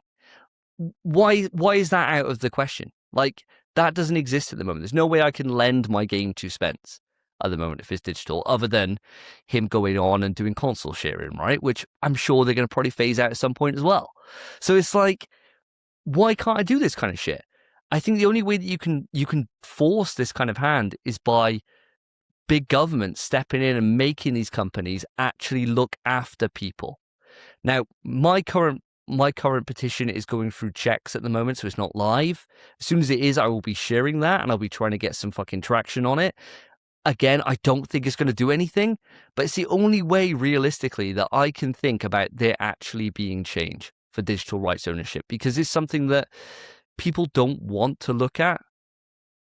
But this is the natural evolution of content, right? Music's already gone this way. Fucking books are still huge physically, of course, but Kindle and shit like that, it's a massive, massive platform for those kind of things. All of this shit needs to be reviewed. It needs to be looked at, and I can't think of another solution. I really just can't think of one. But Phil, you've got your hands up. Well, as soon as that petition goes live, I think definitely share it with everybody, because you've got two other people on this podcast I'm sure will support that. Obviously, I'm speaking for Spencer, but for myself, I'll definitely be sort of signing up. But just really interesting, really well thought out there, Davey. Like I agree with everything you're saying, and that digital future is something that we've talked about quite a lot on the podcast, and it can get very, very scary. And some of the points you're bringing up, I think, sort of link back to the maturity of the PlayStation network, right? Like they don't have a lot of the things that Steam and Good Old Games and other online distributors of games have sort of baked in. Okay, so they've got no gifting. You can't borrow games outside the sort of workaround that you and Spence do, and there's no way really on PlayStation to actually own those games, because in the terms and conditions you're actually just purchasing a rental of those games. Now, there is certain distributors of PC games where those laws are slightly different and you technically own those games. And I think it's a little bit more mature, but I just find it such a struggle because I've always had issues with the PSN, right? I hate paying for it, right? But that's just me, right? I've accepted that. I pay for it. I now pay for that subscription. But it's always just been a bit difficult, that store. And I know it gets better and everything else. But I think it's ready to go 100% digital. I really struggle with that. And with your sort of intro there, Davey, I was just looking through the tweets, and the ones that are the most popular based on that tweet from Sony, outside the Domino's Pizza tweets, which are hilarious, right? If anyone wants to laugh, have a look at Domino Pizza UK. They're absolutely killing it. Shout out the social media guy on that account because he's fucking hilarious. He or she, they or them, absolutely brilliant, first class. But the ones that really get the most traction are the sort of comparison between digital and physical. So a lot of people are going out to the shops and they're picking up, like the latest God of War, and they're sort of comparing the 20 or 30 pounds that they pay in the shops to the sort of 60 pounds that they pay on the PlayStation, because ultimately that is the goal for PlayStation, is to sort of control their marketplace and it to become their monopoly on games, and sort of have a tighter grip on controlling that price of games and sort of the distribution and sharing of games. They're very much like, well, you can't share it, you buy one copy and that's your copy to play. And that very much sort of messes with a lot of where your petition is going, which I vehemently disagree with on where Sony is going with this. But the other tweet, which I find very, very interesting, maybe you can comment a little bit on this, I can throw it over to Spencer if you've got anything to say on this one, is the stock price of Sony. Now, this one has, I'll watch it from time to time because I often sort of fantasize of sort of investing money in companies that I enjoy, but I've got a bunch of things in the house that I need to sort out first, but maybe in the future that's where I'd like to dabble a little bit of my income. But the Sony stock price, it fell, not off a cliff, but there was a notable change based on this tweet. And you can track it. You can look on Google, Sony Group Corp, and you can see that point where it dropped off. But it's very interesting that Hiroki Totoki, and it came out that he sold a lot of his stock before they made this announcement because he knew this was going to have a detrimental effect to Sony. And something I read out earlier saying that, people are just going to put up with this, and Sony are expecting the stock prices to actually sort of rise again and Sony to become profitable over this. Hiroki Totoki fucking switched on, isn't he? Like, is that not inside trading? Yeah. Like, it is. That is just inside trading. Something negative is going to come out about your company. Mm-hmm. So you sell your stock high, you probably buy it again when it's low, and then it goes back up based on the choices. Yeah, there's something in my work, and obviously where I work is highly regulated, the most regulated industry in the UK, outside of nuclear power, I think, which is the number one. But we're number two, where I work in finance. And so we have a thing like our quarter and half year results are coming out in the next couple of weeks. And so I get an email come through, even though I may have a very slight hand in having some maybe insider knowledge on what those results are going to be, that there is a complete ban for 90 days before and up to 90 days after where I cannot trade. I can't do any trades. I can't sell any of my shares. I might have like my house fucking burnt down and I need to really do this. I have to go through absolute heaps and fucking jumps to get anywhere close to getting a trade, and it would get scrutinized to shit about what knowledge I had before, right? Like, this kind of thing is fucking illegal. Like, it is purely illegal. Now, I don't know what the rules are in Japan, but for us in the UK, this is fucking proper textbook illegal. But Donald Trump's doing it all the time in the States. So maybe it's just the UK that is very much on the side of you cannot do this shit. But so I don't know about the wider market than that, but it seems very fucking sus to me. That's for damn sure. Yeah, it just made me laugh when I sort of saw it. And there are people sort of calling him out for this, but do I think there will be any repercussions for this? No, of course not. It's just a rich man getting richer. And unfortunately, this rich man is making a lot of what we see as detrimental changes to Sony and sort of pushing us into this digital future. Sorry, not pushing us, forcing us into this digital future. Because I think the date's very interesting. It's something, Spence, you sort of touched on a little bit when you sort of gave your initial bit of feedback, is that you didn't understand why they would wait to that point.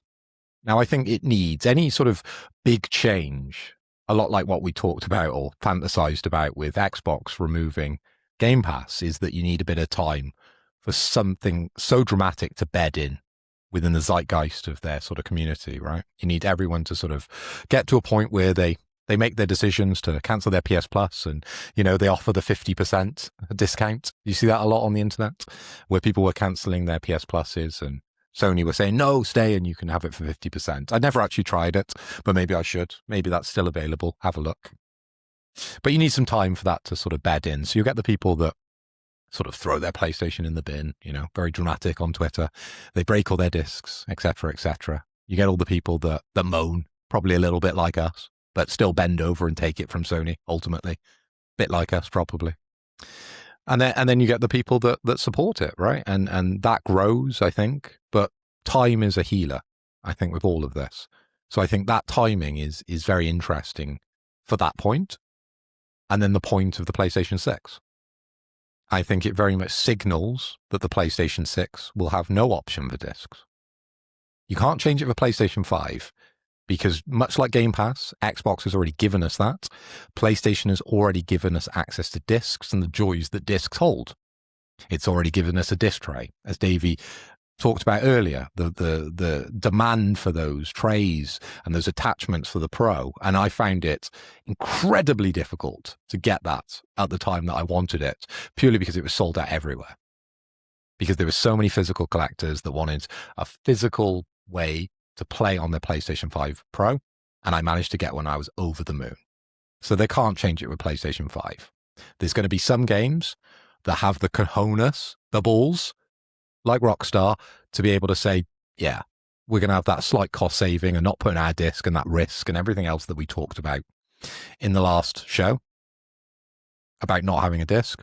And we're just going to go with it because people will fucking buy our game anyway. We're brilliant. And then you got the others people out there. You got the Insomniacs that are releasing Wolverine and they're putting tweets out like, this game will still be available physical. Now I'm seeing a shift.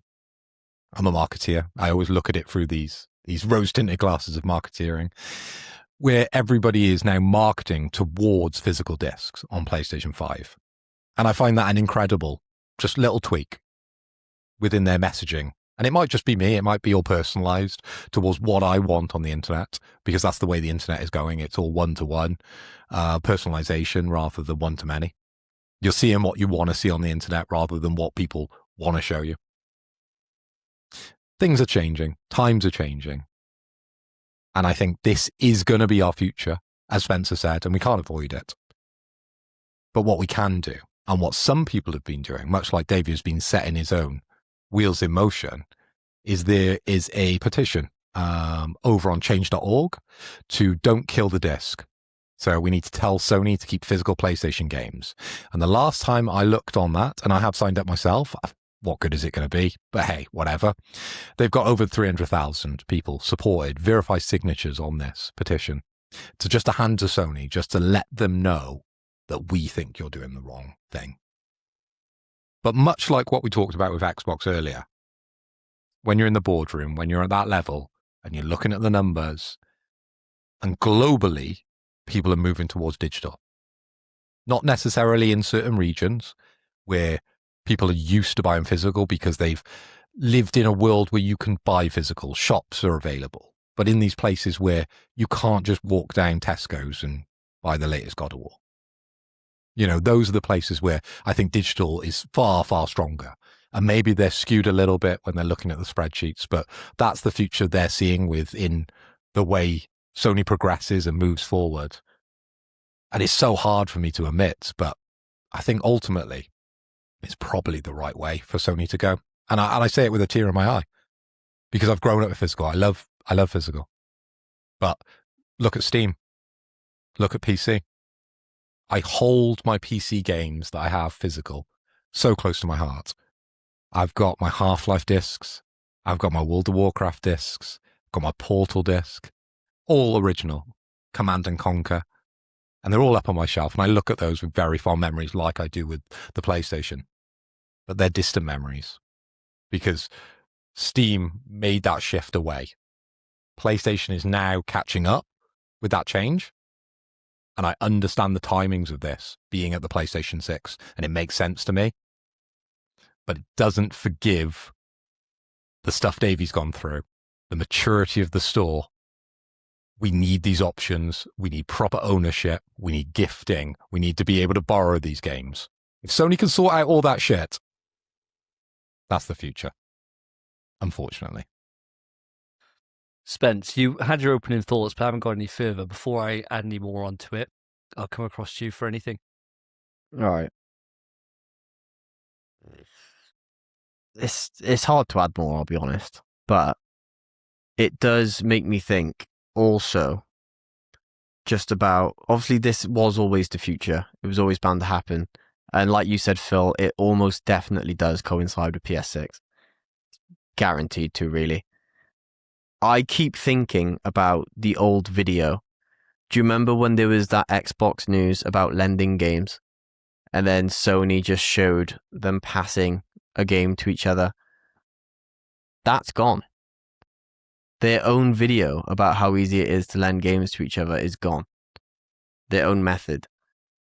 It is really sad. And especially seeing you boys speak so passionately on this. Whereas obviously I'm not as physically involved as you boys are. Every single time there's a new generation, everything I own from that last one, I would always sell to be able to afford the next generation. And that wasn't a case of me not caring about my physical stuff. That was just me being broke. And I've pretty much always been broke until very recently. So that's the way I've always been. I've not really kept my physical things. That's why I'm probably more on the side of digitals. I'm okay with it. I'm still not happy with this news. Very much. Very much unhappy with it. I have my discs. What am I going to do with them now? The backwards compatibility, screaming. Everyone was screaming about backwards compatibility at the start of this gen. Everyone was desperate for it. That's gone. Completely gone. There's no way backwards compatibility exists other than the games you own digital. They can't work for the next gen. It's going to be impossible. And what you said, Davey, the big one that kind of hit me then was when you pass. That those go nowhere. Other than what if you've written down your password, like, and then you give the account over, but that's it. That's still tied to your account. That account can't really be transferred over. There's no way for it. Sony aren't going to do a damn thing. There's no way. Not unless, like you said, the government law forces their hand. That's it. That's just it. And I can't imagine it happening, especially with that change.org petition, Phil. I've just checked on it. I've just signed it myself. Actually, literally a minute ago. It's on 306,000, signatures. It's not enough.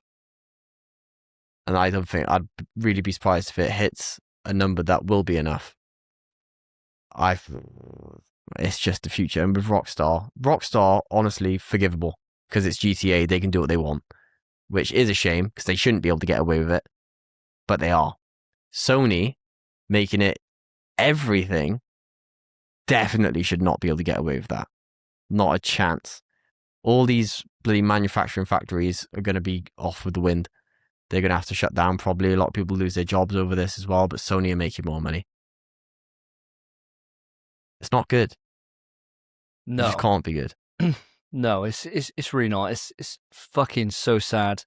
I think for me, right, like looking at the future and this announcement, Phil, you're completely right in what you're saying in terms of time is the greatest healer, right? And when it gets to the point where we all just come to accept that this is the way things are, that PS6 coming out without a disk drive isn't going to hurt as bad because we all kind of expect it to be, right? I wouldn't be shocked to see that you can still use like the PS5 Pro disk drive or something with the PS6 to be able to make sure that you can use your PS5 games because it's going to be backwards compatible to PS5 and PS4, right? Like that's obviously going to be the case. But the difference would be that it's not going to be as beneficial, right? Because you're not going to be buying new games on it.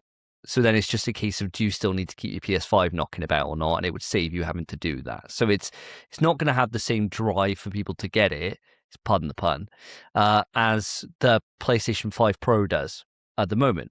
Because there's not that many people I imagine who would want to go back and really play some of the older games, right? Like there's not going to be.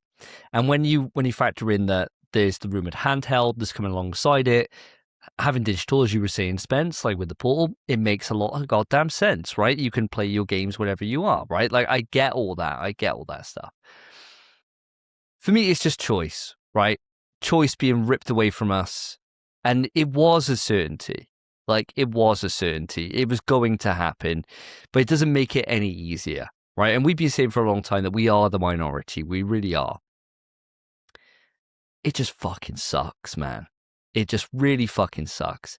And I'm not going to go over the points to be saying about ownership, but that's really my biggest bugbear. And I think they put in their post, right? They put in there, we'll continue to prioritize our resources, drive innovation, how players can access games and provide choices as to where players prefer to purchase new games. This would have been so much better if they come out with a little bit of sweet on the end of this in terms of this is our roadmap for how we're improving PlayStation Network. No kind of timeline set on it, but in terms of like the ability to lend games, the ability to trial and then get a refund like Steam, the ability for it to kind of match GOG, so you get like a downloadable version that never goes away, like whatever it is, right? If they had a kind of timeline for things we're looking to propose and had that at the end of this, the blowback would be nowhere near as bad. But coming out just with that statement in terms of we'll continue to prioritize our resources to drive innovation, what does that look like? Because as it stands at the moment, in the year of our Lord 2026, Phil can't even migrate his fucking US account over to the UK. Don't bring that up. Jesus. That's my rant since episode 1. You still can't do that, right? No. Like, you still can't do that. And that is a fucking basic bitch thing. Let alone any of these other things that I'm hopeful they would do. Because if they just had something there to be a little sweetener on the end of this, it wouldn't be so bad. But coming out just with this and then just shutting up for a fucking over a week, like 10 days or whatever, until they announce that until they put the fucking Mark Julio out, bless his little heart, for the fight stick video. Like, it's not good. It's just so not good.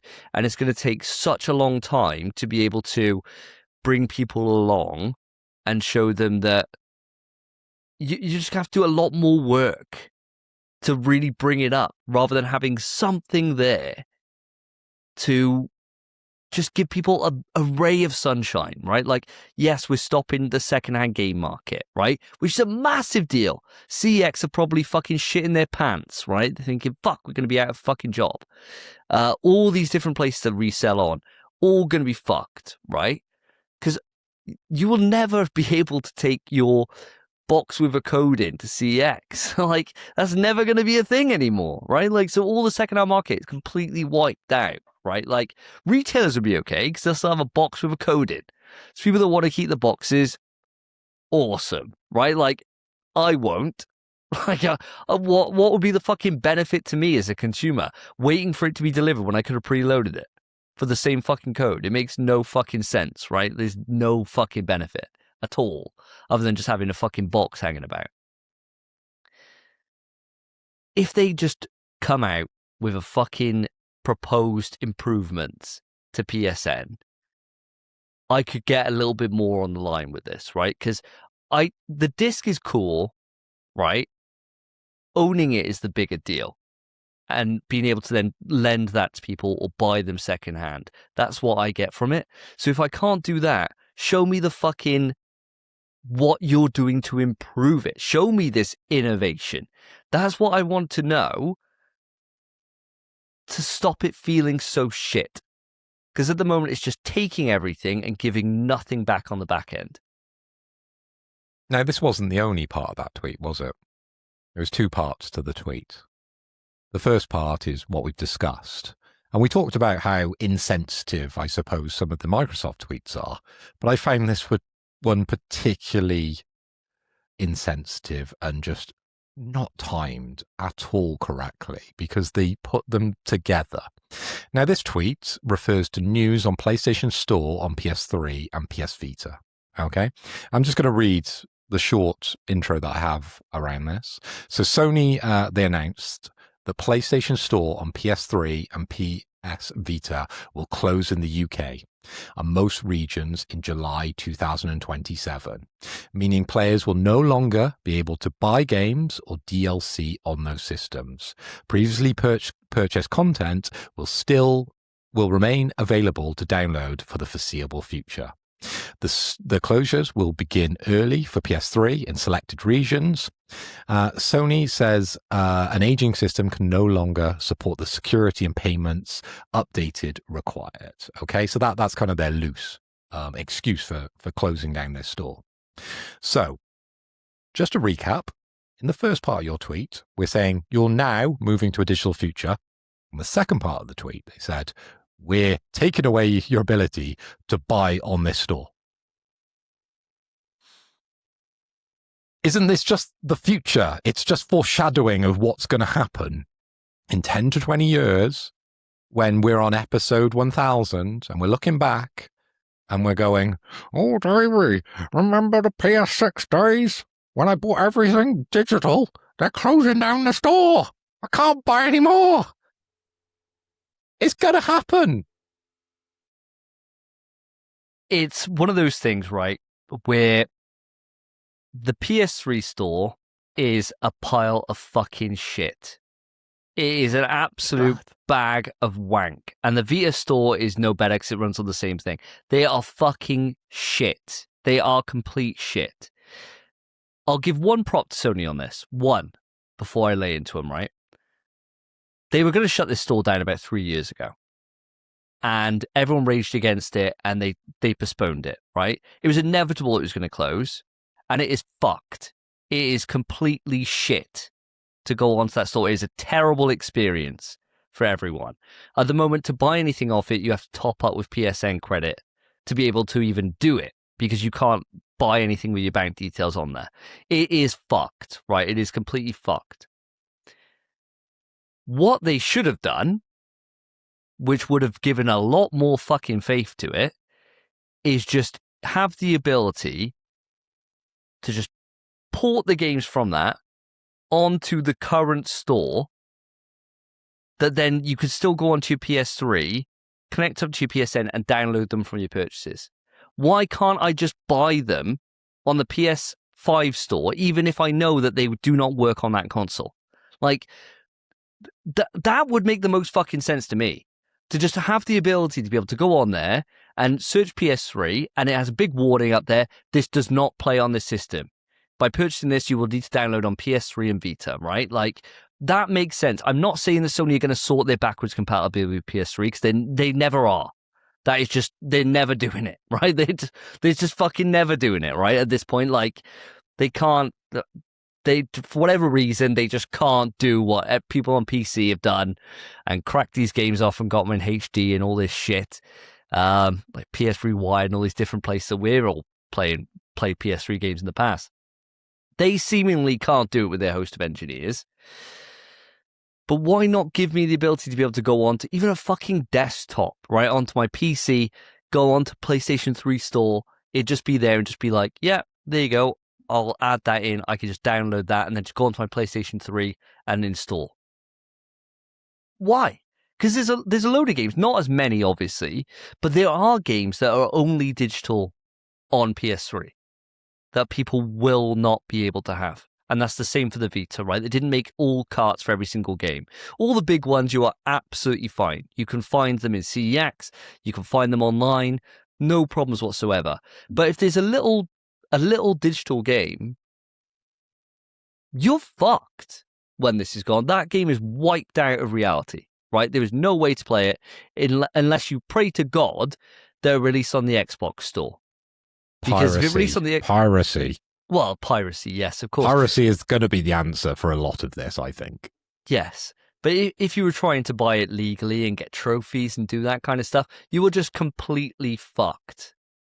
And it is just wild to me that Sony haven't figured out a way just to put them onto the PlayStation Network, that even if you can't play them on there, just at least make it so people can buy them. That would have been something that, again, would have been a little ray of sunshine.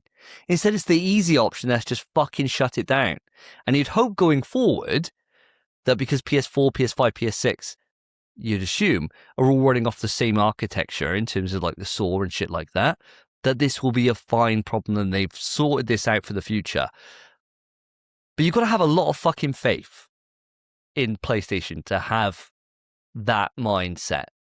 Because everything that we've kind of experienced over our time since digital stores first came up is that that's not always the case, right? And for whatever reason, they just can't figure this shit out.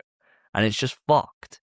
Now, does the store closing mean an awful lot for me for PS3 and Vita? Not really, right? Not really, because I've got my games already on there digitally, and they're saying that for the foreseeable future, and this is the worrying line in that, for the foreseeable future, I'm able to go on and re-download them. Not that in perpetuity, you'll be able to go on and re-download. So at some point, I'm going to lose access to my digital content on my PS3. At some point. And when that day comes, I'm going to have to go on and fucking download everything and probably upgrade the hard drive past 500 gig, I think I got in there. I got a big fucking hard drive in my PS3. I'm going to have to probably go higher and just download every single piece of everything I've ever owned, including all my Vita games and everything else I've had from PS Plus over the years, and just have them all saved on there ready to go and hope my PS3 never dies. It's a fucking shit show, this. An absolute fucking shit show. And one that could easily have been fucking resolved if you just gave people the access to still download them. I just do not fucking get this at all. Because your purchases are related to your account. They're on your account. So as long as I have my account, why can't I sync it up? It's fucked, man. It's fucked. And I agree with you, Phil. It doesn't bode well for a full digital future, does it? There's no fucking trust there at all. It was just an awful choice to put those hand in hand. I just think, did you really need to tell us about the closure of the PS3 and Vita store at the same time that you're telling us that you now have to buy digital games moving forward? It was just so strange. Did they think they could just put this out and no one would notice? I don't know. I don't know what the kind of thinking was, because they knew there was going to be a lot of fallout, right? I know we've got a question here from No Fate around the GTA 6, and I think we'll probably go on to that in a second. But they knew because of the fallout from GTA 6, there was going to be some negativity around this. But I think they didn't know it was going to be so big. And I think it was really telling that those 10, 12 days that they took between the announcement of the physical games disappearing and the stores closing to the fight stick tweet, that told us that they weren't expecting the reaction that they got, because it was absolutely mad. It was just fire. It was entertaining to watch as much as I was so hurt by it. It was like watching a fucking car crash and, kind of enjoying a little bit of it, which is sad to say. But what I want to ask you guys quickly before we go on to the no fake question, because it's really important that we loop back round to this, because I think it's a great question. How is this change going to affect you? How is PS6 going to treat you? What's your predictions now? And it'll be interesting to loop back round to this once we have our PS6s, if we go for the PS6 and we're still doing the podcast, to see how we treat things. Because my outlook on this now, and I've been thinking about this quite a lot since that tweet came out, I think this will naturally force me to buy less games. I'm putting that out there in terms of PlayStation games.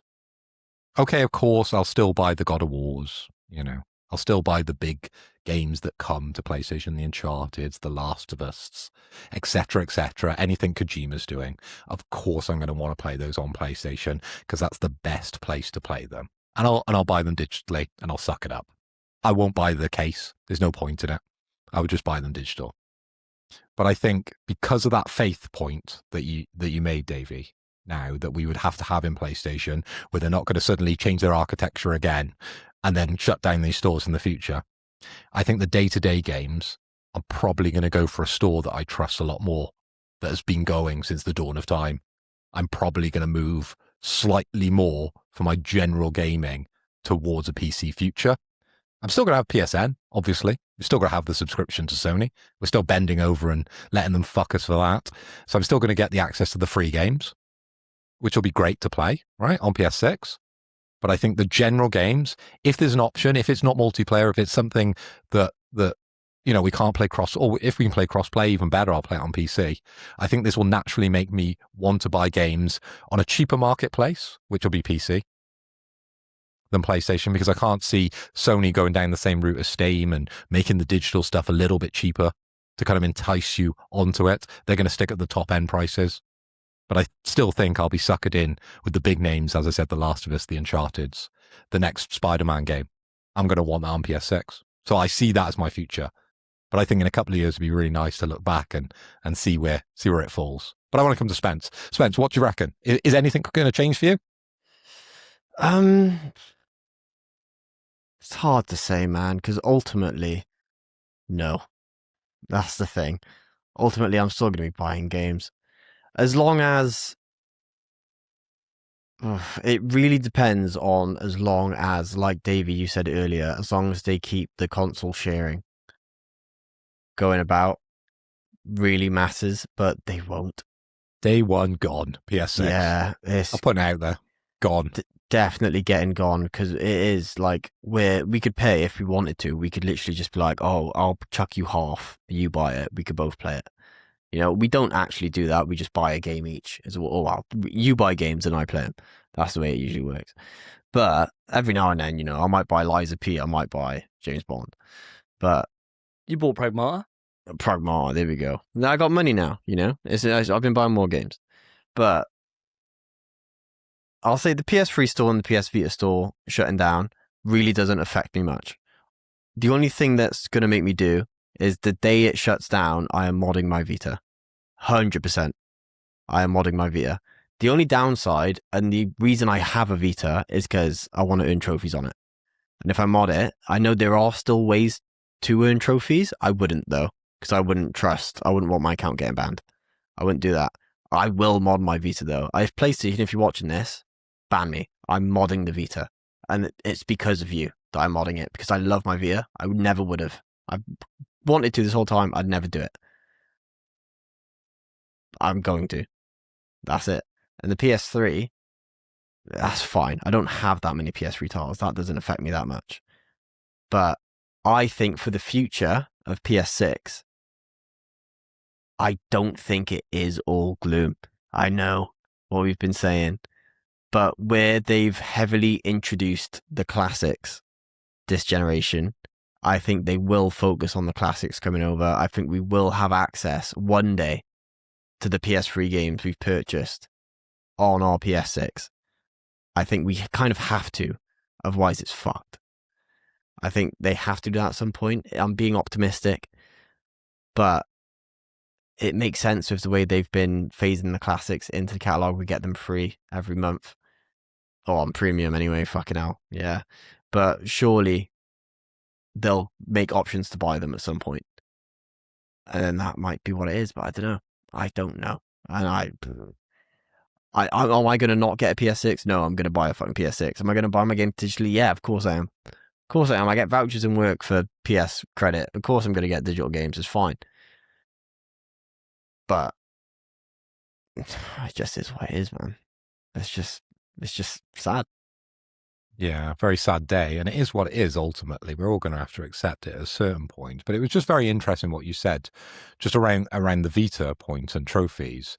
And, you know, I'm always been probably the outlier on this show, who's never really gone for trophies are something that, you know, I save for games that I love, right? And I don't hunt trophies. I don't really wear it as a badge. I don't walk into the club like Davey and, you know, tell every woman that'll listen to him back in the day anyway, not these days so much, how many trophies he's got, right? It's not really a boasting point for me. But it's a form of control, lads. You know that. You understand that. It's a way for Sony to avoid things like piracy. Now, I think them shutting down the store just spurs on piracy. I think it opens the floodgates for piracy across PS3 and PS Vita. Now, I saw a link. I don't know who put it in there. I wouldn't like to put a name on it. But there was a link to a Reddit post, wasn't there, around all free PS Vita games. So literally you can go on there and download every Vita game. So I don't think we're ever going to be in a position where we can't get access to these games because I forget the word for it, but there's always a movement out there to sort of keep games alive and keep games available to people. Preservation, that's the word I was searching for. So that's always an option for people who do want to go back and play a little indie title on the Vita or something, or some hidden gem on the PS3. Piracy is still around. Not that I condone it in any way, obviously, but yeah, fly the flag for the pirates. That's going to be out there and available for you guys. But Davey, coming back to yourself, just on my sort of point, how does this change the future of PlayStation for you? I think for me, and not to be optimistic, but I can't quite help it, I'm hoping that when we get the PS6 kind of reveal, if not before, that these improvements they're talking about, they shed light on them, right? And would it be nice to have had it now? Yes. But I'm hoping that this doom and gloom that we've been talking about for like the last hour, that this is a temporary thing and that they do right by the consumer, they do right by the players, right? And that they do have a way to be able to incentivize you for being part of the platform, right? That's my hope, that the PS6 comes out and it's not just better graphics, slightly better frame rate, $1,000, all digital, thanks for coming, right? That it's not just that it is, these are the improvements that we've built in to this, and this is going live for everyone from this date, blah, blah, blah, blah, blah, blah, blah, blah.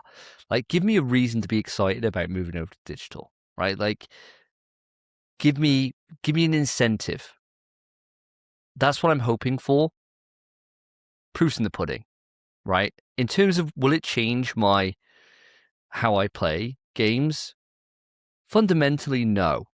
But the difference would be is that whereas I've picked up quite a few games over this console generation and over countless generations, secondhand or at a real discount, things like that, that just won't be happening, right? Like, I would never be playing Stellar Blade right now if it was on PSN, because I'm not paying the price they want. So does that impact Sony? No, because they didn't make any money off my secondhand purchase.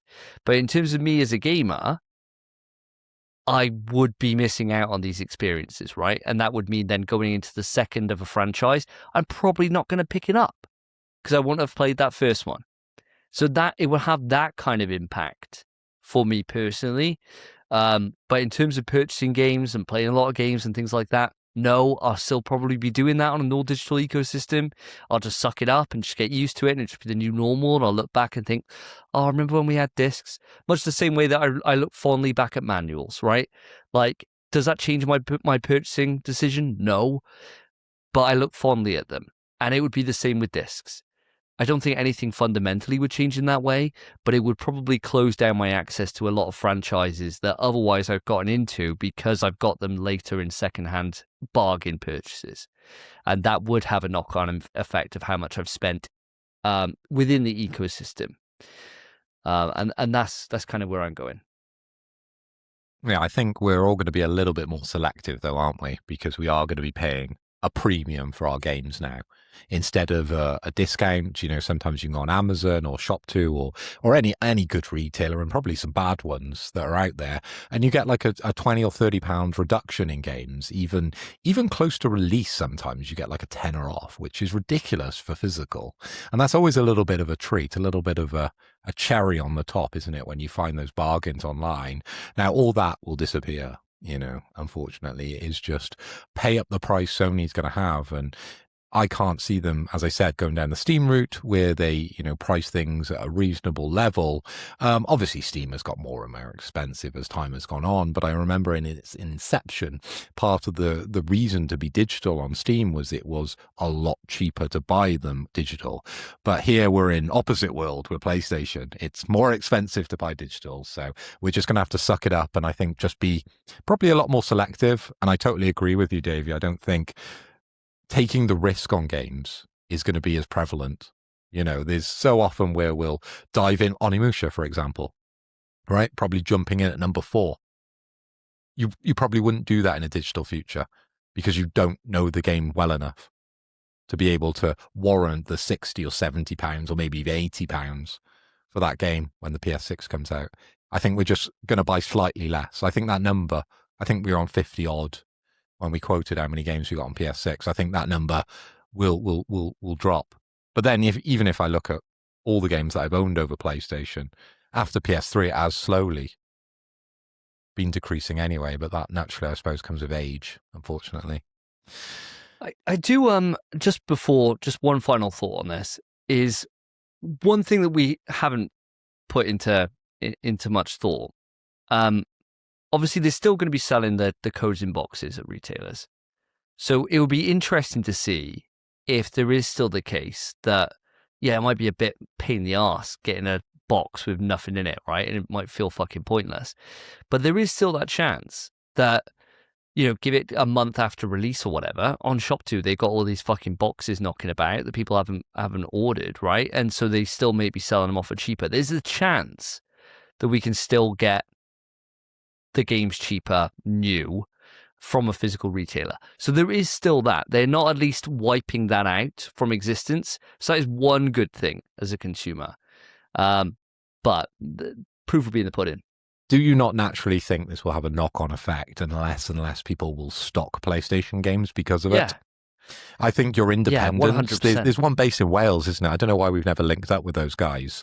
Game Collection or something? We buy off them all the time. But we've never really had them on the show. Or, you know, maybe, if anyone's listening and knows those guys, put us in touch.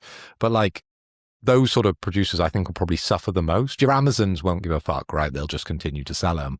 Game is obviously on the decline anyway in the UK, and it's ending up in fucking Sports Direct at the moment, right? And that is death's door for any, you know, brand, right? You're in Sports Direct, you know, one step further you're in hell, right? You're gone, right? No more. So I think less and less places, and even when you go into Tesco's, there's not much of a presence anymore. No. I remember back in the day. I got to be old saying shit like this, but you go in and it'd be the best part. It'd be the best thing ever. There'd be all these things where you could like play the games, and they're all behind glass. You can touch them, and it was such a premium thing, and like it was so like new and interesting. Now you go in, and it's just the odd God of War and maybe a GTA and a FIFA and a COD. Oh yeah, always a COD and Minecraft and GTA. Yeah. Just those games. There's no other kind of like fun games, right? There's nothing to get the juices flowing or get people like me excited. But Yeah, so a sad future, but it'd be interesting looking back, I think, in a couple of years to see how this conversation has aged. But just before we do finish, and I sort of alluded to the fact that we have got a listener question. Did you want to play the jingle? I did indeed.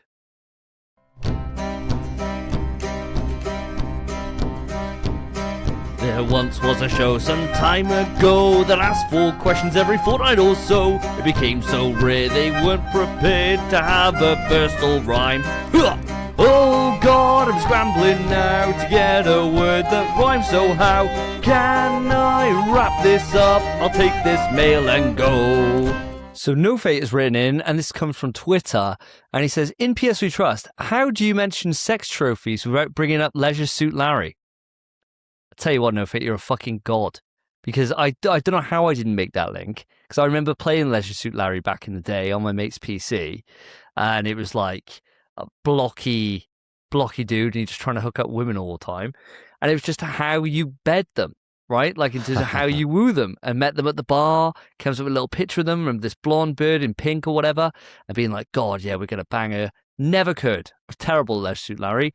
Something about that is carried over to real life. Maybe I don't have the skills that I always think I do when I look back. Anyway, No Fate asks, following the latest news about Sony ending disc production, are you really still okay with GTA 6 not having a physical release? What effect will come off killing off an entire ecosystem? Now, I think we've answered the second half already in terms of what effect will come off killing it. But how do we feel about GTA 6 not having a physical release? Has anything changed in your kind of mind palace? Spence, going to come to you.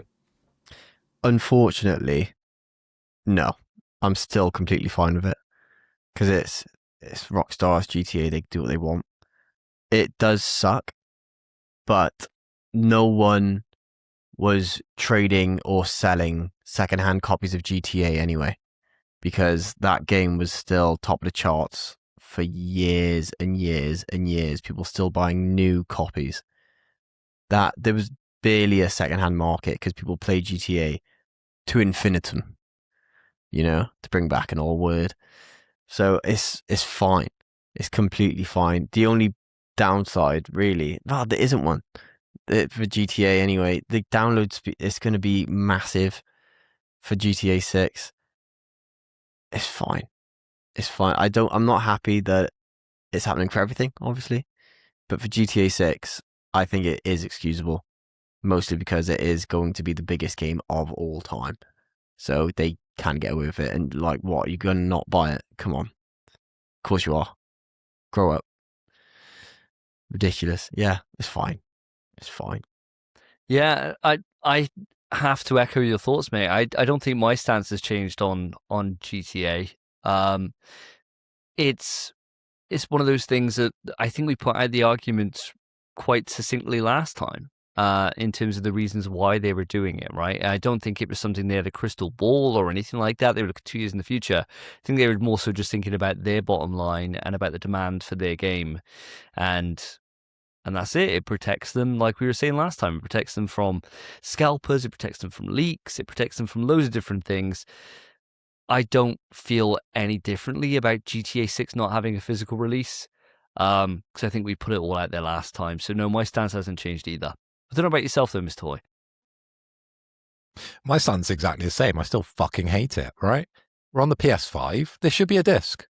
Now, let's look into the magic crystal ball. That's where I was going. I'm losing all my words. It's getting late. It's getting late. Let's look into the crystal ball, right? Let's Mystic Meg this, right? It comes out, and for whatever reason, it bombs. Imagine. I'm putting that out there, right? GTA 6 really doesn't hit its audience. So all those people that have paid up and ponied up the bucks now for their pre-order to get their lovely special cars and their outfits and all that stuff, the game just doesn't hit for them. The story, and it's filled with bugs. And the sales aren't where they want to be. They're still on PS5. Is there an option for them to go, we're sorry, like as a bit of a joke? Because Rockstar are those type of people, aren't they? Right? They probably would take it a bit tongue-in-cheek, especially with all the outrage that's come out for Sony, and they could deflect it quite well, couldn't they? And be like, we're sorry. and then they present a physical disc. Wouldn't that be a strange future where Rockstar do turn that round? Yeah, I can't see it, mate. It's a crazy pick. I'll be giving out 3 shots if it comes true. Oh, yeah, fair. Absolutely fine. That is absolutely fine. I still think they will do a physical release down the line for this, 100%, as we said last time. But I mean, it is what it is. Like with GTA, I think we all kind of just accepted it last time in terms of being like, we get why they're doing it, right? Like, it's not ideal, but we get it. It would be nice if they did announce there was a physical release, mind, as we said before. But I think the GTA 6 and the loss of all physical media are 2 different things, right? Like there's, a one edge case scenario compared to fucking everything is a big difference. So, but no, thank you ever so much, No Fate. Really appreciate you writing in, and cheers for the fucking throwback to Leisure Suit Larry. Did any of you guys play the Leisure Suit Larry back in the day? Phil, you strike me as somebody that would have. I wonder why. No, I used to play this game, right? And I was trying to rack my brains of what it was called. And this game was a DOS game, and it was called Get That Girl. And this is where I got taught the magic of talking to women. So what you had was a picture of a woman, and you would see kind of just a little bit of her face, okay? Right. And the more into the conversation you got with her, and it was multiple choice, okay? And it was like you press 1, 2, 3, or 4. That was the game, right? The more that you wooed her, the photo would sort of zoom out, so you get to see more of her body. But it was a DOS game, so you can imagine how terrible these graphics were and how pixelated it was. But it came on this compilation disc that me and my brother had with Jazz Jack Rabbit and games of that ilk, right? Really, really old PC DOS games, and we were like, what is Get That Girl? And you would run it. It was an EXE that you would run on DOS, and that was the game that we played. Race of the Nags. These were all very old games. Okay, you had to, as I said, go into DOS to be able to load these games up, right? And it was just, and it actually taught me a little bit about computers, how to navigate sort of DOS to be able to Get That Girl. And we remember playing it so much as kids. I remember getting everyone round after school, and we were like, we're going to get that girl today. Because that was the little tune that came up at the start. It was like, get that girl today. It was just cheesy as hell, man. So that's where I learned how to woo a woman. And it's done me pretty well. Yeah, it's not done you bad. Not done you bad. It sounds like the way you're describing it, Spence, I don't know if this brings any bad memories back for some of the puzzle anime games that you may have played in the past. Yeah, I can't remember what it was called, like Celebrities Hacked or something. You had to, it was a picture of a scantily clad woman, and you had to, like, what was it? It was like Snake, but it was, you had to unlock cubes, and then if you do it without taking damage, you unlock that portion of the picture, and you need to try to get 100%. It sounds like that, except you have to pick the right chat up line. I don't know, man. I learned how to talk to women in real life, I think, and in Persona 4, like a man. You know what I'm saying? But Leisure Larry, I never played, but I know of it very well. Maybe we should play that game. That could be the big quiz. Who can bang that those would be bids? so funny. We got big quiz coming up. I know there's a Leisure Larry for PS3, if I remember back in the day. Maybe if I can find that at CX or something, we can give it a go. I remember it being reviewed, and I was like, oh, Leisure Larry's coming back. This is going to be fucking fun. And it got bombed, right? And it was like really bad. I might have a look and see how bad it was. But yeah, Leisure Larry is one of those things that would never fly today. PS3 Metacritic, right? Let's have a look at this. So Leisure Larry, oh my God. Leisure Larry box office bust reviews, right? Sitting at, let's see, Xbox 360 score, sitting at a 25. And on a PS3 is on a 17. Overwhelming dislike. That might be one of the worst games of all time. So it's Play UK's little blurb is possibly the worst game of this generation. It's broken, infused with ill-judged and unfunny humour and devoid of any enjoyable gameplay. you're better off playing GTA 4 while reading nuts. Nice review. Guys, just on the Get the Girl, I've just Googled it, and it said, you're looking to get that girl, the cheesy 1993 conversational dating simulator by Jab Software, a notorious cringy 90s classic. Apparently, you can download it and play directly in your browser. No way. We should definitely play this. It's on the Internet Archive. It's called Get That Girl Emulation. So have a look, No Fate, if you've got 5 minutes.